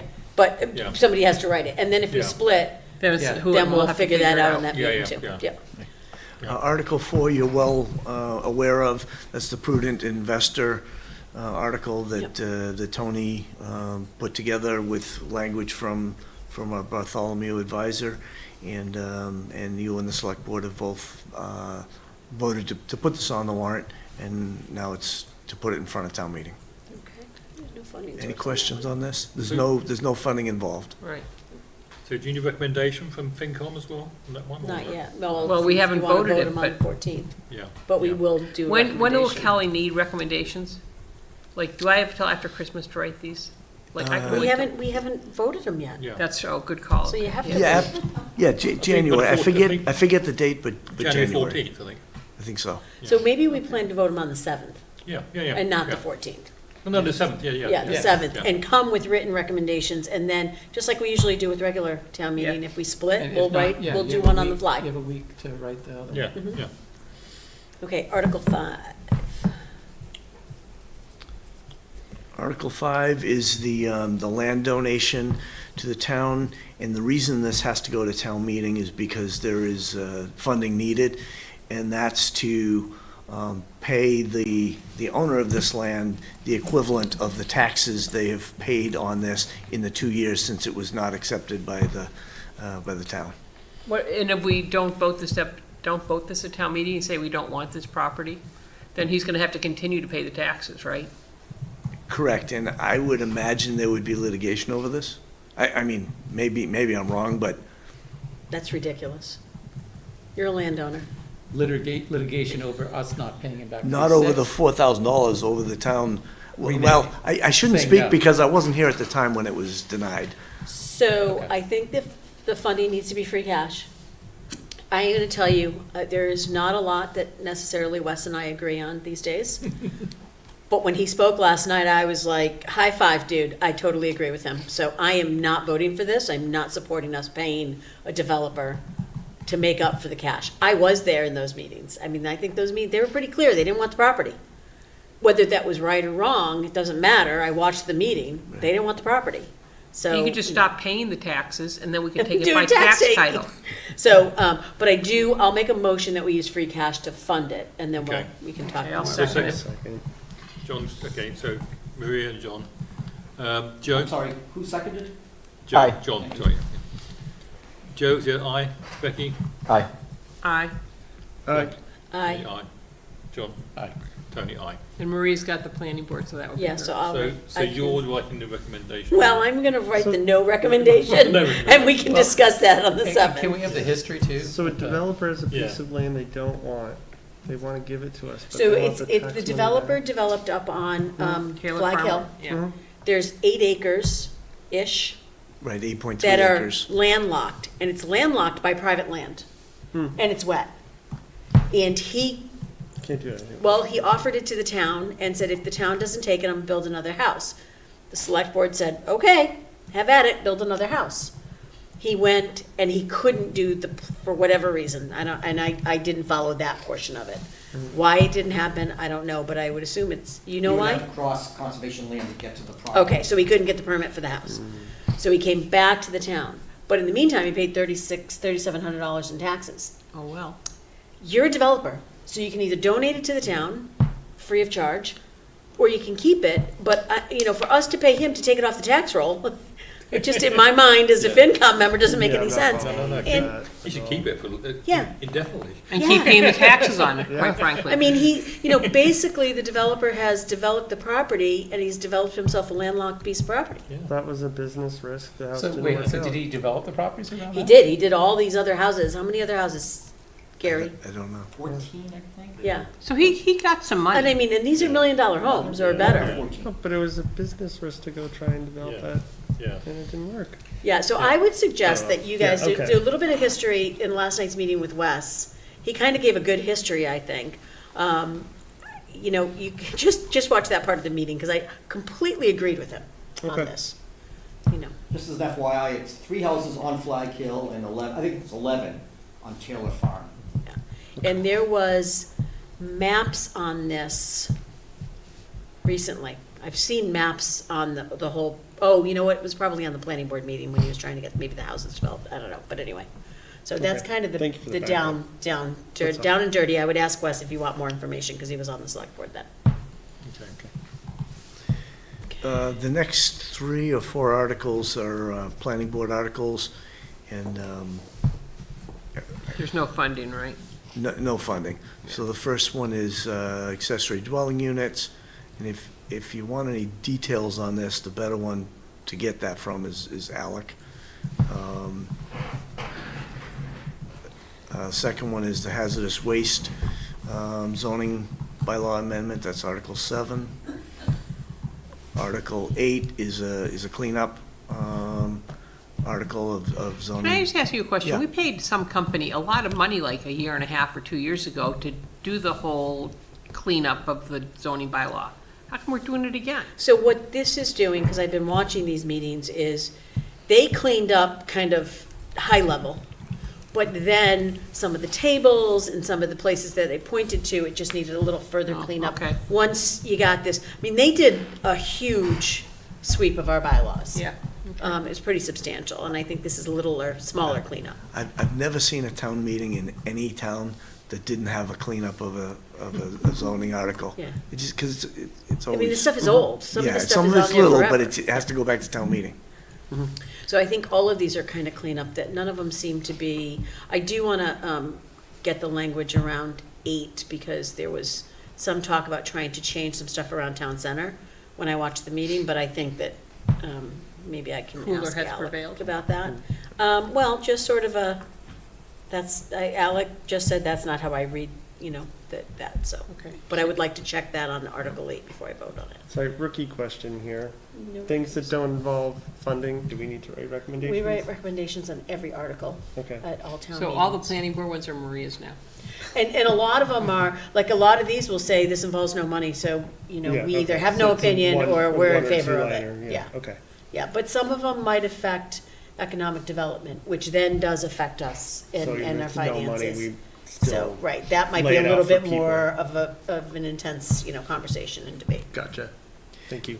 And the last, Article 9, is for the design funding for the new firehouse.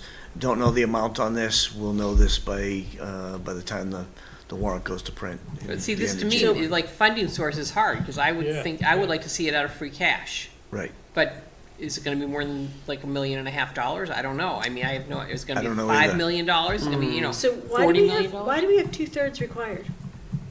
Because he's assuming bonding, I bet, Yeah, right? probably. So that's an assumption. That may Okay. not stay there. Okay, right, because if it's free cash, Right, then then it's it- not, then it's it's majority, majority, simple right. majority. Correct. By town meeting, so will it not be This in is just the print? design? Yeah, it'll be in print. Yes. It'll be in print before it goes to print. Correct. So you'll know by the middle of January, you said. By the time it goes to print, which I think is January 22nd. Okay, so you'll know by then. 23rd. We have a meeting like the 21st. Like, we could literally, like, have. Yeah, that'd be fine. A couple of different, like, scenarios for this, right? Like, if you come back and say it's gonna be this much, we can say, okay, well, that fits into our free cash model. Warrant to printer goes on February 11th. Oh, we've got plenty of time then. Yeah. Okay. So, hang on though, so how do we get a funding source here then? I don't think we can, I mean, I don't know, I'm not prepared to say If bonding. it's $1 million, we Yeah. can't do free cash. Yeah. If it's $500,000, we just need to know that if we use that for free cash, how that might affect our, what's that gonna affect for capital for the annual? So you're okay, Mike, as not having we can't answer this question right now? Yeah, that's fine. Yeah. Yeah, that's fine.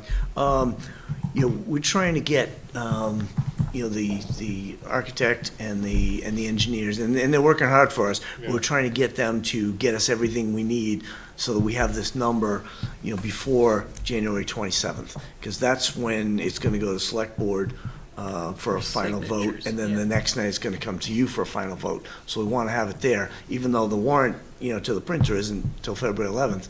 We'd like to have this wrapped up so that you two boards can vote it. Yeah, that makes sense. It makes sense, and but then get it I've to certainly print. sat in both chairs and when it, like the Yeah. day before it goes to the printer, it Yeah. changes. How about the day it went to the printers and we called them up at 4 Yeah. o'clock and said, stop the Yeah. presses? And this is the one article that is gonna be flying in at the last minute, because we know we've got consultants and engineers and et cetera lined up to get us the work so that they can make a But decision. potentially, this is free cash or it's bonding. Correct. If this is $1.2 million, good God, good luck to us getting that passed. It's bonding. Can I just ask, I mean, we don't do the order of the warrant, the select board does, but I don't think, I mean, if I was a select board member, I wouldn't want this at number 9. I mean, I don't want to do it when everybody's tired and cranky after planning board articles. I'd It's true. move it. No, it should be, that should I'd be move it number to one. like number 2, That's a really good. right point, after Becky. the Yeah. CPC thing. Yeah. But that's up to the, It's not the select select board. Maybe you should, or I could mention it, I could just text somebody. No, that's a really good point. I mean, the order of the warrant can be really important. Yeah, absolutely. Thank you. Okay. Any other So, questions for me? Last one. Yeah, that's it. Okay. Great, thank you. Right, You're welcome. you are excused. Can I just ask a couple of questions? The vocational schools, why do we not have an article on there? I thought we were gonna do an article to fund the voc tuitions on special town meeting. Did I misunderstand that? Because we've got 2 extra kids going to Minuteman, we don't have them budgeted. And I thought we were gonna put that Yeah, article. we did, didn't we? Because that fell out of my scan. Okay, so, okay. So I thought about that last night when you were going over this. I'm like, what happened to education?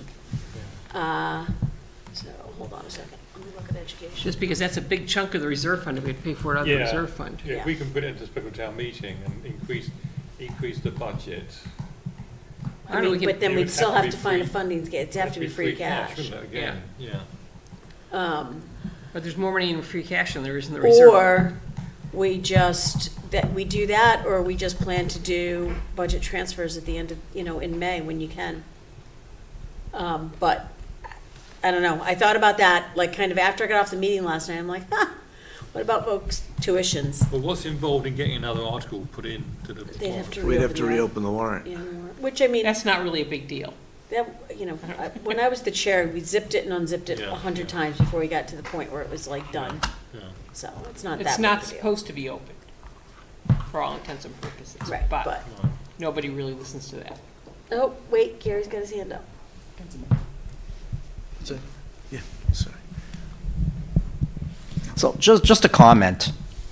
We're talking March versus May when we can start doing interdepartmental. Given the way things are going, we're probably gonna have extra money in snow and ice. Well, it's only. I'm not a member of the committee, but I would leave this out of the warrant and do interdepartmental. They're not billing us. Right, that's So- what I'm saying, there's two options, right? We either ask them to reopen the article, Yeah. or the warrant, or we wait until, Right. which might make sense, Well, we might because, just- Yeah, so if we get a bill from Minuteman, we might not pay it. It would only be for like the first quarter or something, so it wouldn't be the whole, So have we could we- do a reserve fund transfer for the first bill if we had to. have we paid anything, any tuition to Minuteman, do we know? This year? So this is the thing, they're really, I don't think they're very good at billing. Yeah. Because, we go through the whole year and we don't expend that budget line, and then all of a sudden, Yeah. we have to Oh, they expend just it. come with us so huge. Yeah. Yeah. And don't, we pay transportation by the school, not by the students. Right.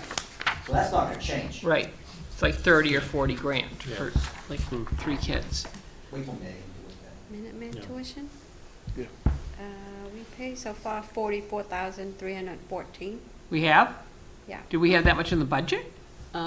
We had We have 47,500. We have 47,000 in the budget, plus another 4,000 in the Minuteman assessment line. Oh, they've already sent a bill? Yeah, so that's one bill. How much is that, how much of the year is that for? Do we have any idea? Yeah, that's gonna I be can my go in question. and Do you have a look. date? When- I can go in and look and find Well, out. do you have a date that we paid it? Do we know? No, but I need to go in Okay. though. Yeah, it's just a radar report. So I don't know, maybe we just wait and, You know what, they're not gonna kick the kids out, yeah, hopefully. Yeah. correct. So we should wait. I think so, we Yeah. wait Worst for comes to the, worst, you use reserve, and then we, again, transfer the funds back to the Yeah. reserve fund. Yeah. If we have to. okay. Yep. And past makes sense. bills, we had past bills and they went away. Correct. How did that happen? Where'd they go? Where were you 2 years ago when we had a bazillion past due bills? So, a couple of things happened. There was an article, I think it was last town meeting, or maybe it was the year before. There was an article that allowed for fire department physicals. And we had a number of physicals that were done up in Neshoba Valley, and they were Okay. really late billing on any of those physicals. And no wonder they weren't billing. So that business model did not work for them. Yeah, it didn't work. Some of them. So anyways, so we thought we couldn't pay those because they didn't bill us until this fiscal year, even though they were for last fiscal year. Okay. Well, it turns out we had an article that had Oh, money in yeah. it for fire, remember that Yeah, article? police and fire. So there was money in there, so we paid, there were like 4 firefighter physicals that we Okay. paid out of that. So who did you And pay? Well, Nobody's there's at still, Neshoba. there's still. Oh, there's still There's doctors still up there. Stewart Medical, whatever, Oh, okay. filed bankruptcy, you Yeah. gotta pay. It wasn't the They still hospital. come after you, the credit, Yes, you know. someone will. And then there were 2 other bills for civil engineering for a project that hadn't been paid because there's litigation going Okay. on a project. And I found out that we actually could use ARPA funds to pay those engineering fees. Now, when this, in the settlement of this litigation, assuming that it settles, the town will get paid back that money. Cool, thank you. Yeah, so that was actually another thing that we were banging our heads against the wall, and, you know, we said we weren't gonna be bringing, and it was like $6,000 in late bills altogether. So we were happy to be able to resolve those over the last week. Okay, I have one more thing not budget related before Mike leaves. Okay.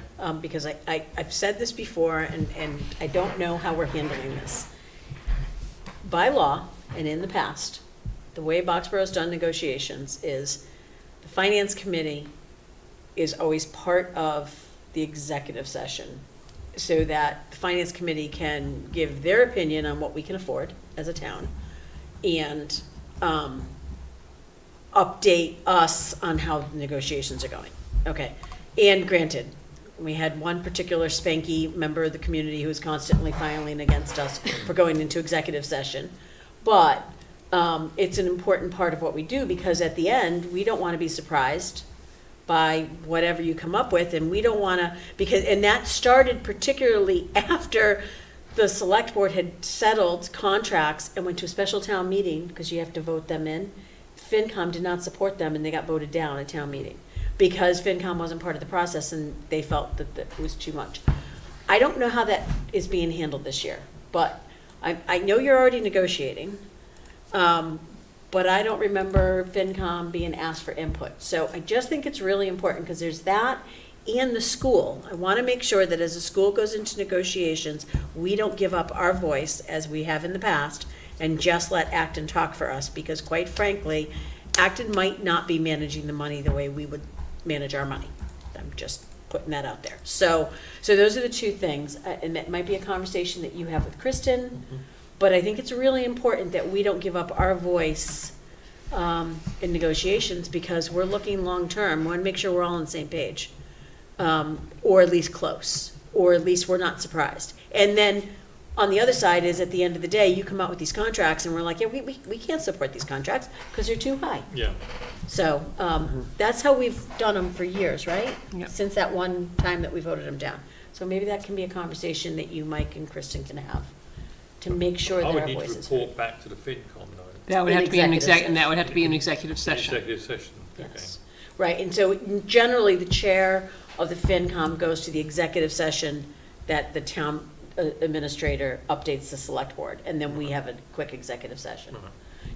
We just need to know where we all are, and the best way to do that is from the beginning, because if we come in at the end and it's something we don't think we can afford, then you either have a divided FinCom or we just vote against it, and then that doesn't do anybody any good. So we do a regular FinCom meeting, and then we go to executive session. Yeah, for like Afterwards. 5, Shut 10 off- minutes shut at off the Zoom end, or yeah. whatever. Yeah, and walk into the Yeah, Morris Hilberg.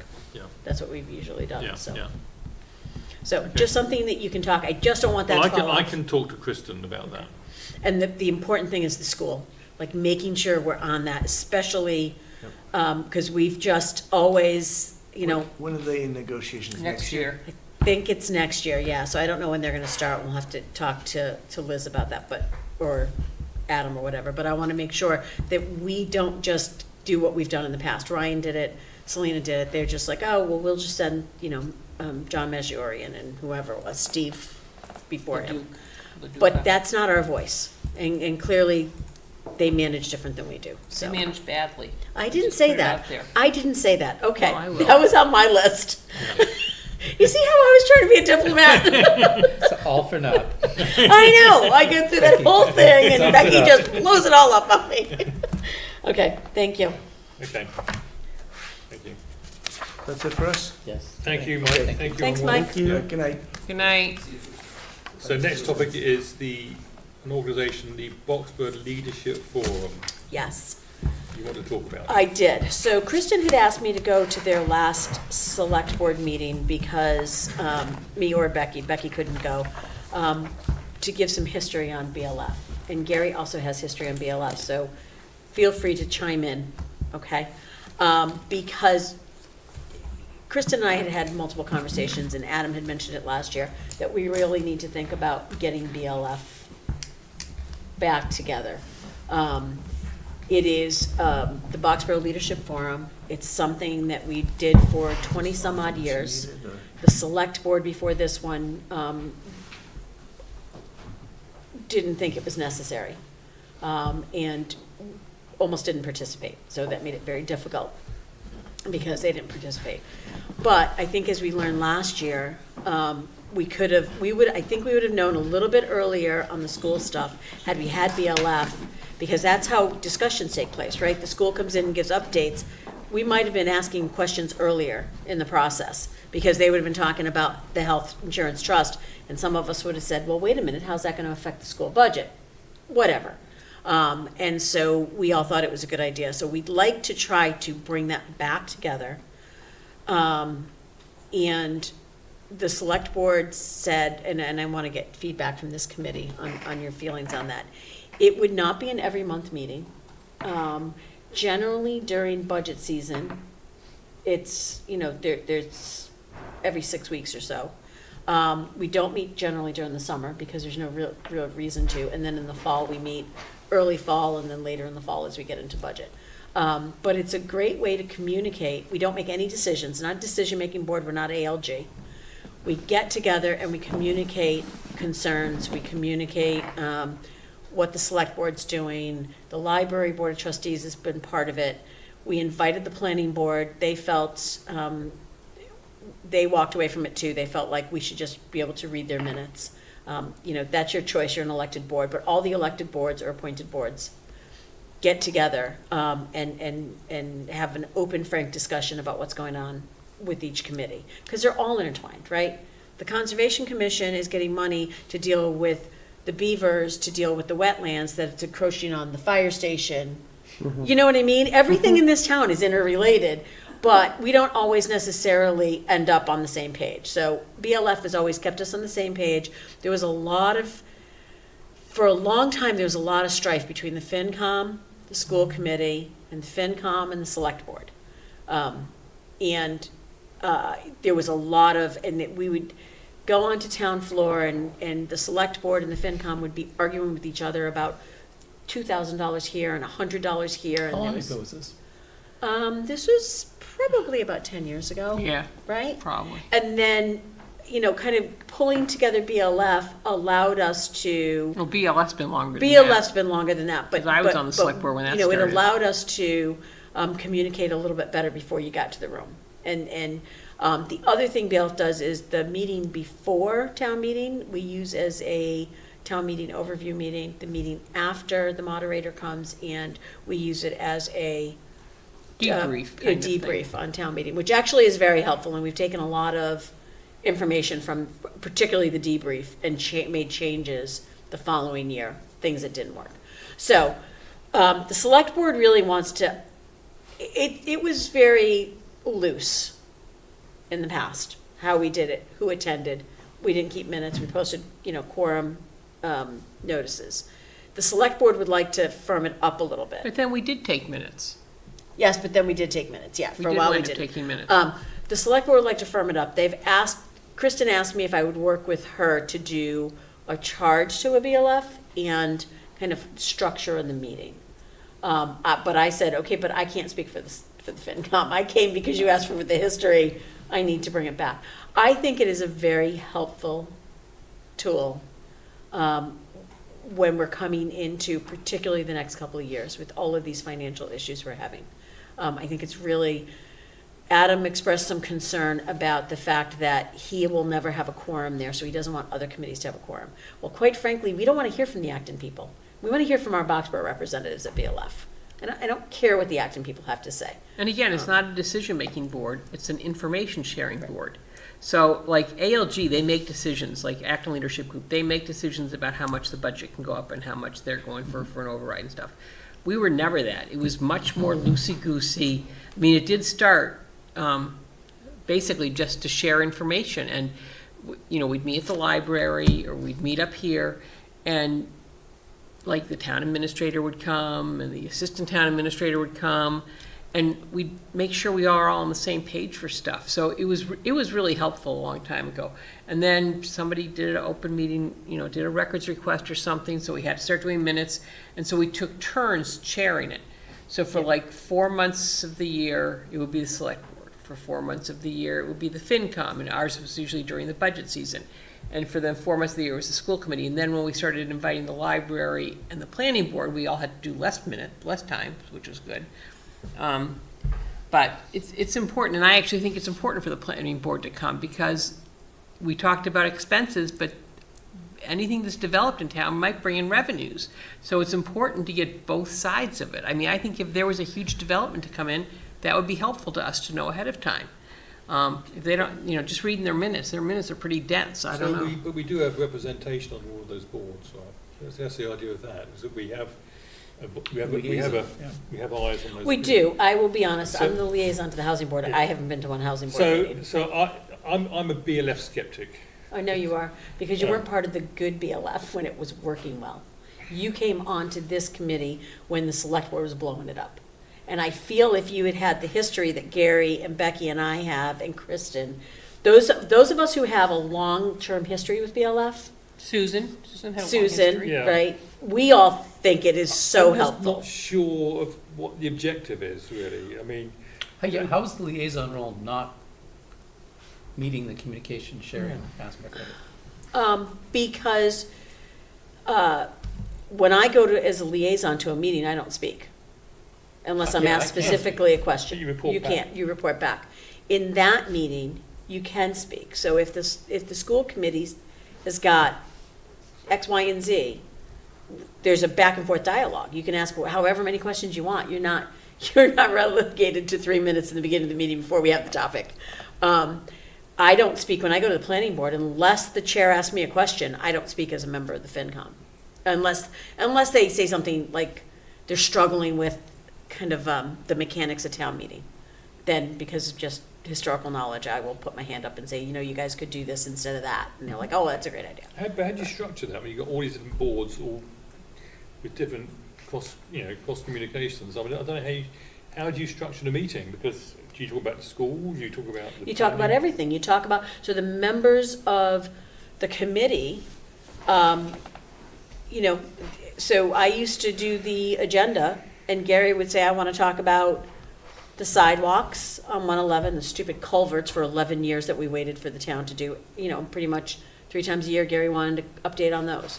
Or Becky wanted an update on the school capital projects, or whatever it was. And that's on the agenda. So you do an agenda and you ask the questions that anybody can ask that it's on any of the boards. I know it did not work well because the select board chose to step off and just not be engaged. But I will say, if you talk to Mary Brolin, I bet you she said BLF worked well when it was, when we were all engaged in it.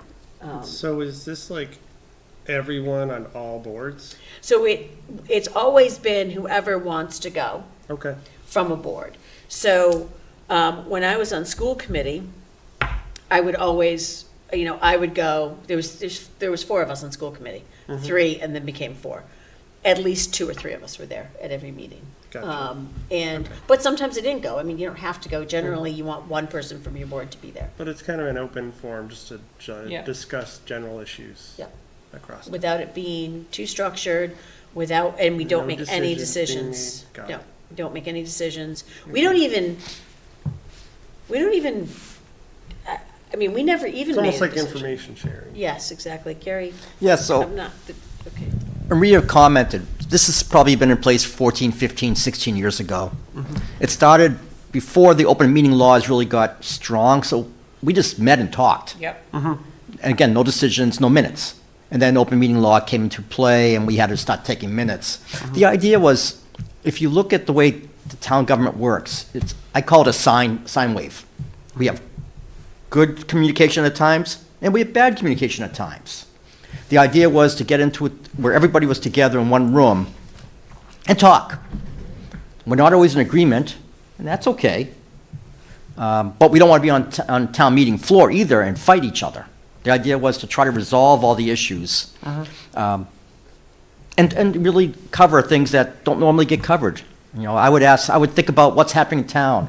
If we're having BLF now, I'd ask every so often, what's going on with the bridge? Where are we with process, the MBTA type stuff? Things that don't come up at select board meetings, don't come up at FinCom meetings. Things like that. Does the select board know that we only have, that we budgeted one student and we have 3 at Minuteman? You know, things like that that could impact the budget going forward. And so it's more of a communication process to make sure that everybody hears everything before we get to town meeting, because that's what we're aiming toward. Our whole job is to get to town meeting. Can't you go to select board and ask the question, what's going on with the bridge at 111? I mean, can't you raise that in the public comment section? You can. You know, we also used to review the financial model during budget season. We would bring our financial Yeah. model, and everybody would review it, and Because we'd talk about it. the select board's like the top of the pyramid in a way. Can't you go to select board with all of these But questions? the school, they're not in charge of the schools, and I mean, like, And they're not in last year charge with of the that whole library. override, that, you know, the whole budget thing, we didn't realize, like, you know, what was going on so much. I mean, Gary went to the meetings, right? But if he can't talk, and then all of a sudden it's like, oh, Akron's going for an override, we're gonna be screwed. I think it would just be helpful, especially with the schools, to have the schools and the select board and the FinCom all in the same room. But in that case, you bring in Adam or Liz into the meeting, right? Into the FinCom Liz thinks it's a meeting. good idea, she's been texting. Yeah, no, but if there's an issue with the school budget, John goes, but he can't talk, but he can flag the fact that there's something going on. We can pull Adam and Liz in to actually talk to them and have a dialogue here. That's Right, our but then choice. you know, is the select board gonna be here as well? So you have those conversations in a less formal setting, and you have a member of the select board there, and then they can go back. So last year, I had to go to a select board meeting and say, hey, guys, do you know that this is going on with the schools, and we may be in trouble this year financially? If we had had BLF in September, we would have been sitting there, and we would have all heard it at the same time. So. So I Yeah, guess, I mean, oh, go ahead, John, Go ahead, John. please. I feel your concern. To put it crudely, it sounds like another meeting, right? But given the hurdle that we're going to have over the next year, 2, 3, more focused talk of the committee leads and the committees seems to make sense, as long as it's focused and there's commitment from all the teams to actually show up. I mean, that's... Right, so that's when it fell apart, when the select board decided. Exactly. We don't So- want anything to do with this, the previous select board, that was it. So you have buy-in from Kristen. Yeah, so the way it was left was, Kristen thinks it's a good idea. I think everybody on the select board, Wes not so much, but the other 3, they want some parameters around it. So they said to Kristen, okay, can we put some parameters around this and write it down and, you know, make it, like, put it in writing? And then that's when she said, Maria, do you want to help me? I said, well, not unless the FinCom is on board, because if they're not on board, I'm not writing this. What about Adam? Adam was on board with it. His biggest concern was that we could possibly have, and on more than one occasion, the entire select board would show up and the entire FinCom would show up during budget season. And we would have quorums and he would not. And he felt like he would be outnumbered. Now, But we're not taking a vote on anything. we're not taking a vote, we're not making a decision, and so we pushed back a little bit on that. I think we would need to talk to Adam about that. I mean, you know, when there was 3 of us on the school committee, I never felt my voice was being, you know, believe me, I mean, Gary made it sound nice. Oh, we got together and had some conversations. I mean, there were times when Kachava and I were yelling at each other, because I was on school committee and he was the chair of the finance committee, and, you know, there was a lot of, like, kind of knockdown dragouts. Not a lot, but a few. Well, I mentioned, the Sonia Soto effect. We had, most of you don't know, we had Don Wheeler, who was extremely negative against the finance committee. We had, you didn't think so? Don't look at me. I thought he was. It was, I forget the other gentleman, but we've had times where we didn't even talk to each other. It was so bad. And we had a few town meetings where the town folks told us, get your act together. It was really bad, and we've had some, fortunately, we've had some good, last couple of years have been decent, but if you and Kristen didn't get along at all, it'd be nice to communicate openly in a meeting without, being at the select board or being at the FinCom meeting. Okay, I'll tell you, the town website has an overview of what it is.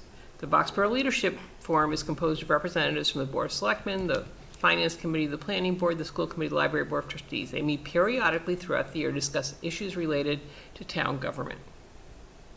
So as I see it, it's solving a problem if the select board and the FinCom don't really align with each other or don't communicate with each other.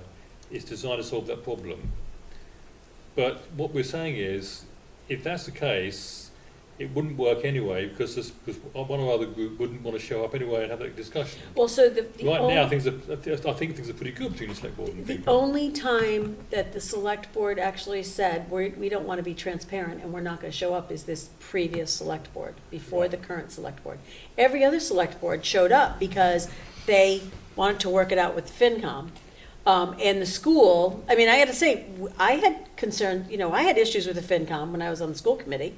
We had an extremely conservative FinCom at one point, extremely. Susan saying yes, she was on that FinCom. It's conversations that take place in a less formal, The stakes are lower. the stakes are lower, we're not making decisions. If somebody feels the need to say, you know what, quite frankly, I think your board is idiotic, they say that, and then that board says, okay, but, here's what our thoughts is. It's a way to communicate, and sometimes, maybe a little bit of therapy, like everyone's like, just speaks their I mind. mean, I just know last year they asked Maria to come to all the select board meetings to report on the school budget, which wasn't really her job, but she did because she was interested and she was watching the school committee meetings, and so then she'd come here. It would eliminate Tony having to go to all the select board meetings and reporting on the school committee, I guess. If there was an issue with the If there budget. was an issue with the budget, yeah, or whoever the chair is. And there was a time when, particularly Becky, was trying to get the chair of the select board, and he would just ignore all the emails and everything that the FinCom wanted. So we ended up at town meeting, and it was evident to everyone in the room that you guys need to get your shit together. And we never could, because we had a select board that was like, we're not going to be transparent. We're not going to talk to you. We are in charge, and we don't want to hear what you have to say. But That now we're eliminates not it. dysfunctional, as far as I can make out. We seem to be functional.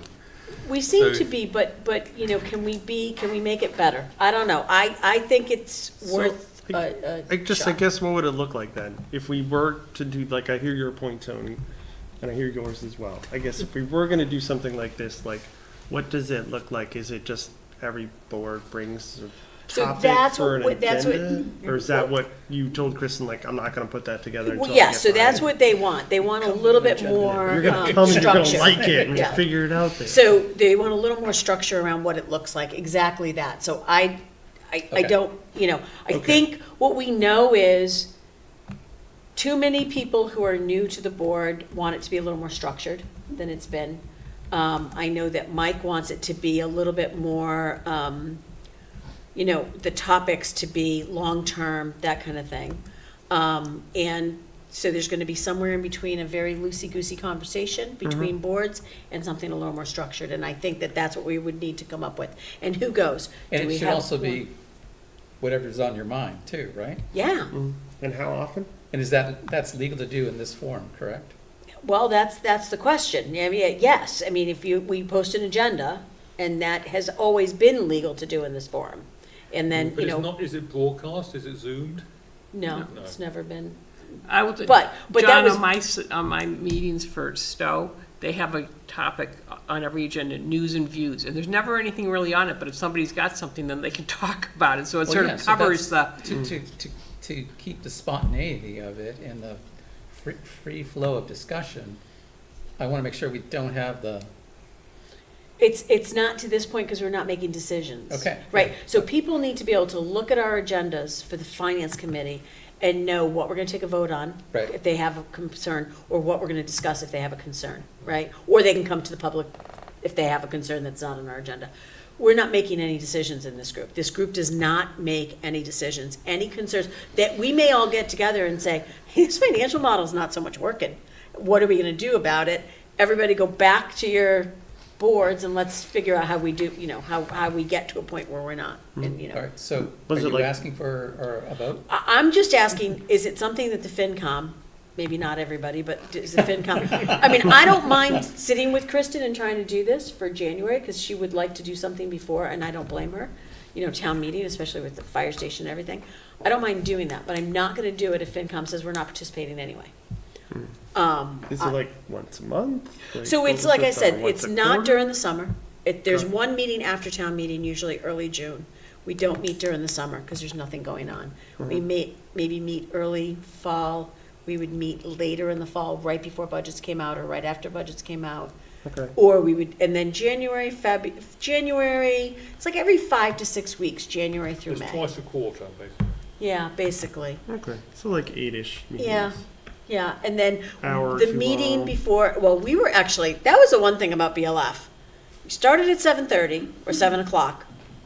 I don't remember. Anyway, and we were done In an by hour. 8:30. Like, that was it. 8:30, we're like, we're done, we're Okay. going. There was never, yes. How would you have that? I don't see how that, given all the issues there are. Because you're not, because you know what?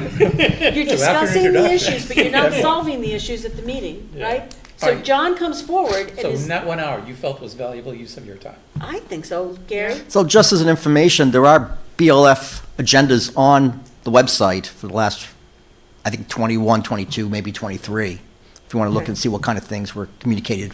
Yeah, Okay. and we were done like an hour and a half. We were done by 8:30, almost every It time. was rare when it passed an hour. Yeah. So But again, it's is it information something- sharing. Yeah, so is it something you guys want me to go forward with Kristen, see if we can come up with a structure that works for everybody? I think it's worth an experiment. Okay. Great. Yeah. This conversation took longer than a BLF meeting would take, just so you know. I Yeah. think it's worth a trial basis. Okay. Yeah. I mean, Okay. I don't have a ton of history and background, so, but yeah. No, it's I think worth- given the forward future that we're going to, forward future, wow, given the Yeah. future, giving our, what's coming up, I think it's I worth a guess try. the other thing would be is if no one has anything to talk about too, we don't necessarily have to have it either. Right. Yeah. Okay. So if we Like, end up with an come agenda, into we don't just, January and we're like, I got one thing, we're like, well, if we come to January. let's have it in 6 weeks or Yeah, whatever. and if we come to January and say, you know what, we're gonna have budget Saturday, the first Saturday of January. Okay. We don't really need to have, because we're gonna see the library board and we're gonna see planning board. Okay. We don't really need to have BLF in January. So that's, so we can talk about that and we just talk about kind of membership and that kind of thing. Okay. So I should go forward and work on this and we're all gonna be open-minded about it Yep. until we get Absolutely. there. Okay, We're absolutely open-minded. Okay. excellent. Okay. Okay, committee reports. Um, John. So there was a school committee meeting, my God, 2 weeks ago? Yeah, there was nothing really FinCom related on that meeting. There was a OPEB meeting I did miss, that was that same week, and I apologize for that, it was the annual review meeting. So I asked for follow-up from Sherry Matthews, if I'm pronouncing it right. She said they're in good shape. The investments this year produced funding that basically covered the funding that was taken out over the past year. So they feel comfortable with that. That's good. Almost, not complete coverage, but pretty good there. I thought there was a meeting last week, but there isn't. The school committee is coming up Thursday, and it's got a pretty packed agenda, so. And at their last meeting, they talked about the same policy, Adam said last night. They talked about the same policy, investment policies that we're putting in place. at town Yes, meeting. so the one thing I didn't, I wish I could have commented on, but I wasn't there, was just the investment style.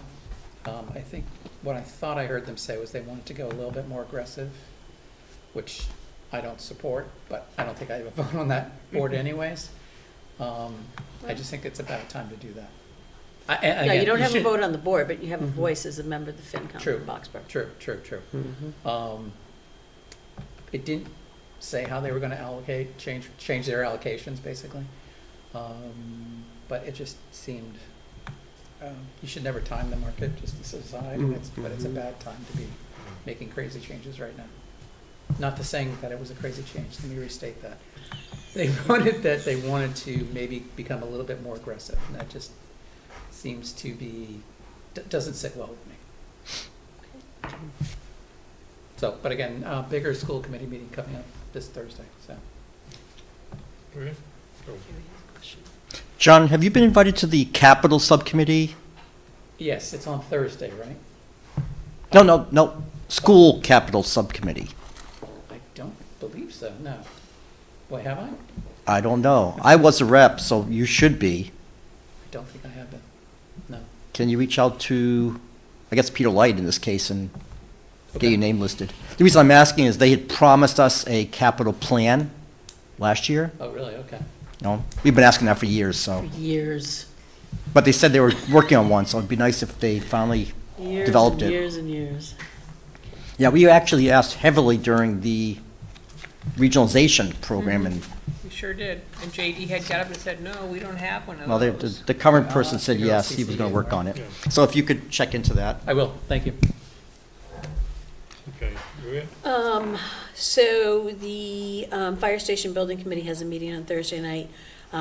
After, I think we met once after our last meeting, FinCom meeting. We had our talking sessions. We had one day, we did it in the morning and in the evening. It was hybrid meetings. They were done in here.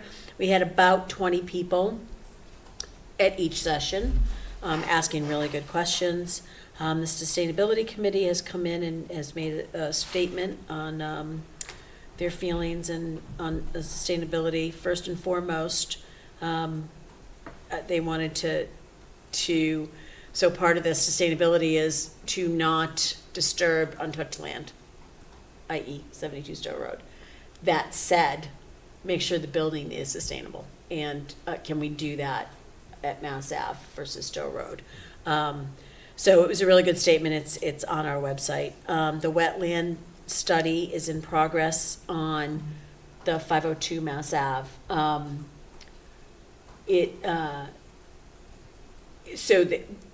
In order to be able to proceed with kind of test fitting a building on that property, we need to figure out where the wetland buffers are. So, and that hasn't been done in forever. So hopefully we'll have more information about that on Thursday night. And our next forums will be once we've picked a site. We've now going for design money on that site. We're looking at the end of February, and we're looking to do probably a couple morning forums, a couple evening forums, and we would do hybrid versus doing a separate Zoom meeting only. The hybrid really worked pretty well. I think that's all I have. Yeah, that's all I've got. Joe? Yeah, so nothing from Retcom recently, but I can speak to the elementary school task force budget. So we had our final meeting last Tuesday and took a vote on what to recommend to the school committee to focus on trying to reduce in the budget. And the things that got the most votes were the staffing of specials, staff them more precisely to enrollment through using either, partial FTEs for the specials. So the specials art, music, PE, library, and or reduce the number of special teachers. Repurpose general education classroom assistant funding by either 25 or 50%. So that's all the classroom assistants that just help out in various capacities throughout the schools at the elementary level. And then this one was a little bit of a two-packer, was reduce the number of reading and math specialists, but do that by allowing the reading and math specialists currently to spend more time with the students than they are right now, because there's a lot of various school meetings that I honestly don't really understand because it's not my bucket of work. But the main goal with there is get them out of kind of all that administrative work and get them more time on the students. So those were the things that were going to school committee as recommendations to look for some level of budget cutting. So that will part of the packed agenda that John was speaking to on Thursday. Some of the other key takeaways. Can I just interrupt you? Is yeah. there an associated savings estimate for each one? of those? No. I looked long and hard through the 102-page document from the consultant, and I did not see an actual savings number. The targets were 400, 700, and $1 million. I'm not sure where that lands. Because It'd be nice to know. that was the first question I had. Because the consultants cost us $150,000, Yes. so it'd be nice to know if we broke even. Yes. Yep. Yes. I've cringed. Yes. Yep. But some other key takeaways were, I know one of the very kind of things, and this came up a lot, perceptions is that open enrollment is expensive. It's actually not. It actually saves us $400K a year. by allowing us to staff every school appropriately per student, so our class sizes are actually optimized. So if you've got, say, 500 kids at Blanchard's and the right number of teachers, but 800 people want to go to Blanchard, we just say, no, too bad. You have to go to another school because we have the FTE resources at Conan or Douglas or Gates. So I think there seemed to be a perception throughout town that open enrollment is expensive, and at least the way it was explained is it actually saves us money, so you don't end up with, say, 800 kids at Blanchard and you need, like, say, 4.5 English teachers and 2.5 math teachers, where you've got all these half FTEs to make sure your class sizes are correct. Instead, you can just match FTE teacher resources with student class sizes. So open enrollment contributes to better load balancing of Yes. teacher. And sorry, also known as school choice, but they want to call it open enrollment. It's not really a choice, in other words. In other words, it's a force fit. It's a force fit. Yes. Well, the Boxborough Yeah, kids generally have first choice at Blanchard. We still do have the hometown rule for Boxborough. Yeah. So, did they mention the 4 different elementary school buses that go through our neighborhood? So that's actually my next one. Okay. No, that's my last one. Okay. Or no, that is my last one. So the bus routes are actually, so this was a big point they brought up. Our bus routes, generally speaking, are quite almost to the letter optimized.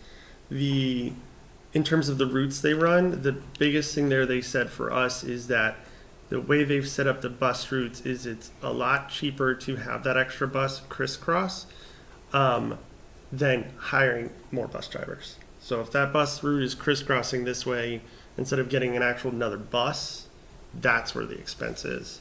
Okay.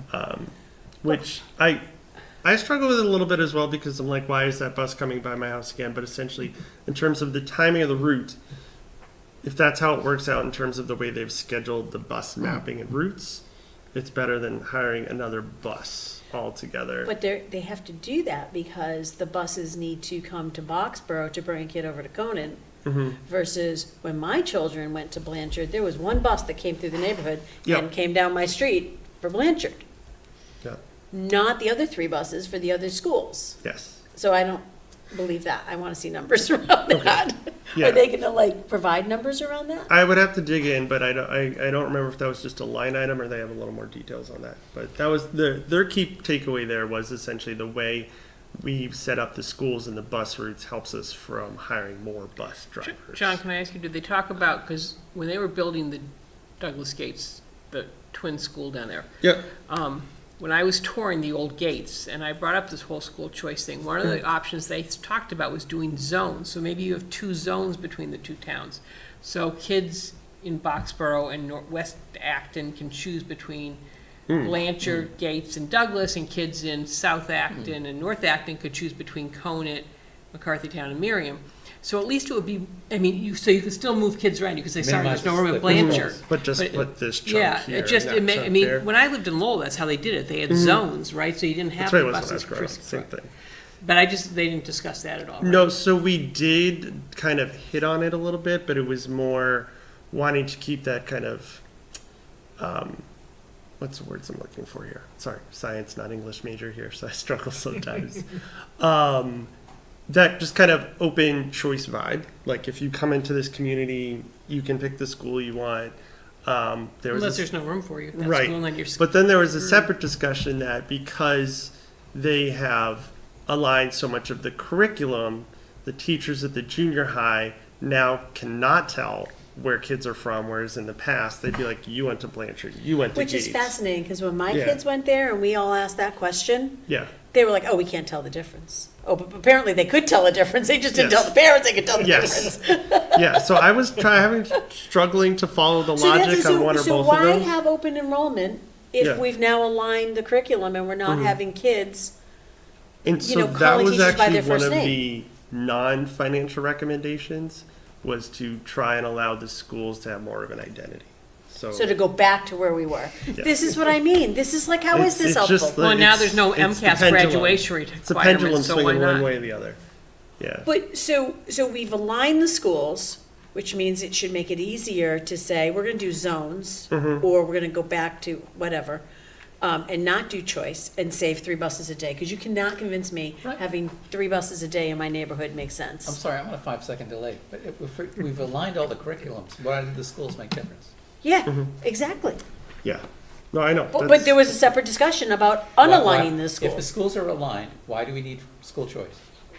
Yeah, yeah. And I'm sorry, I don't buy that it's, because you can do the same thing, even if you don't have school choice. If you run out of space at Blanchard, then you just say to the family that's come in, I'm sorry, we don't have space, you need to go to X.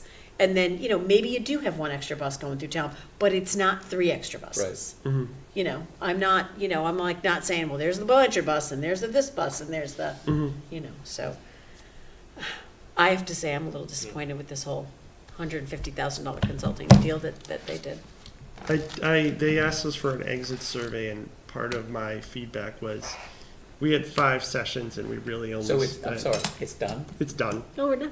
Yeah. Okay. That's right. These were the outputs the school committee is. I think we spent the first 2.5 or 3 discussing how we were gonna overview and then decide what we were gonna look at, and spent the last 2 doing all the heavy lifting. And I was like, I would have rather spent 4 sessions getting so far down into the weeds that we were in the roots and then coming back up for air, as opposed to understanding how, so if they want to do this consultant approach again, I mean, this was just my personal feedback, not as a rep, nothing. I was just like, if we're going to spend this money again for junior high, high school, I would much rather be going line by line. Because you gotta put numbers around that. Because you Yeah. come back to the FinCom, we're like, is your numbers around that? Yeah, Nope, and they're there's no telling, numbers. at a high level, it makes sense to me. Yeah, run a bus for an extra 5 minutes by Maria's house instead of hiring another one. Of course, that is that's duh.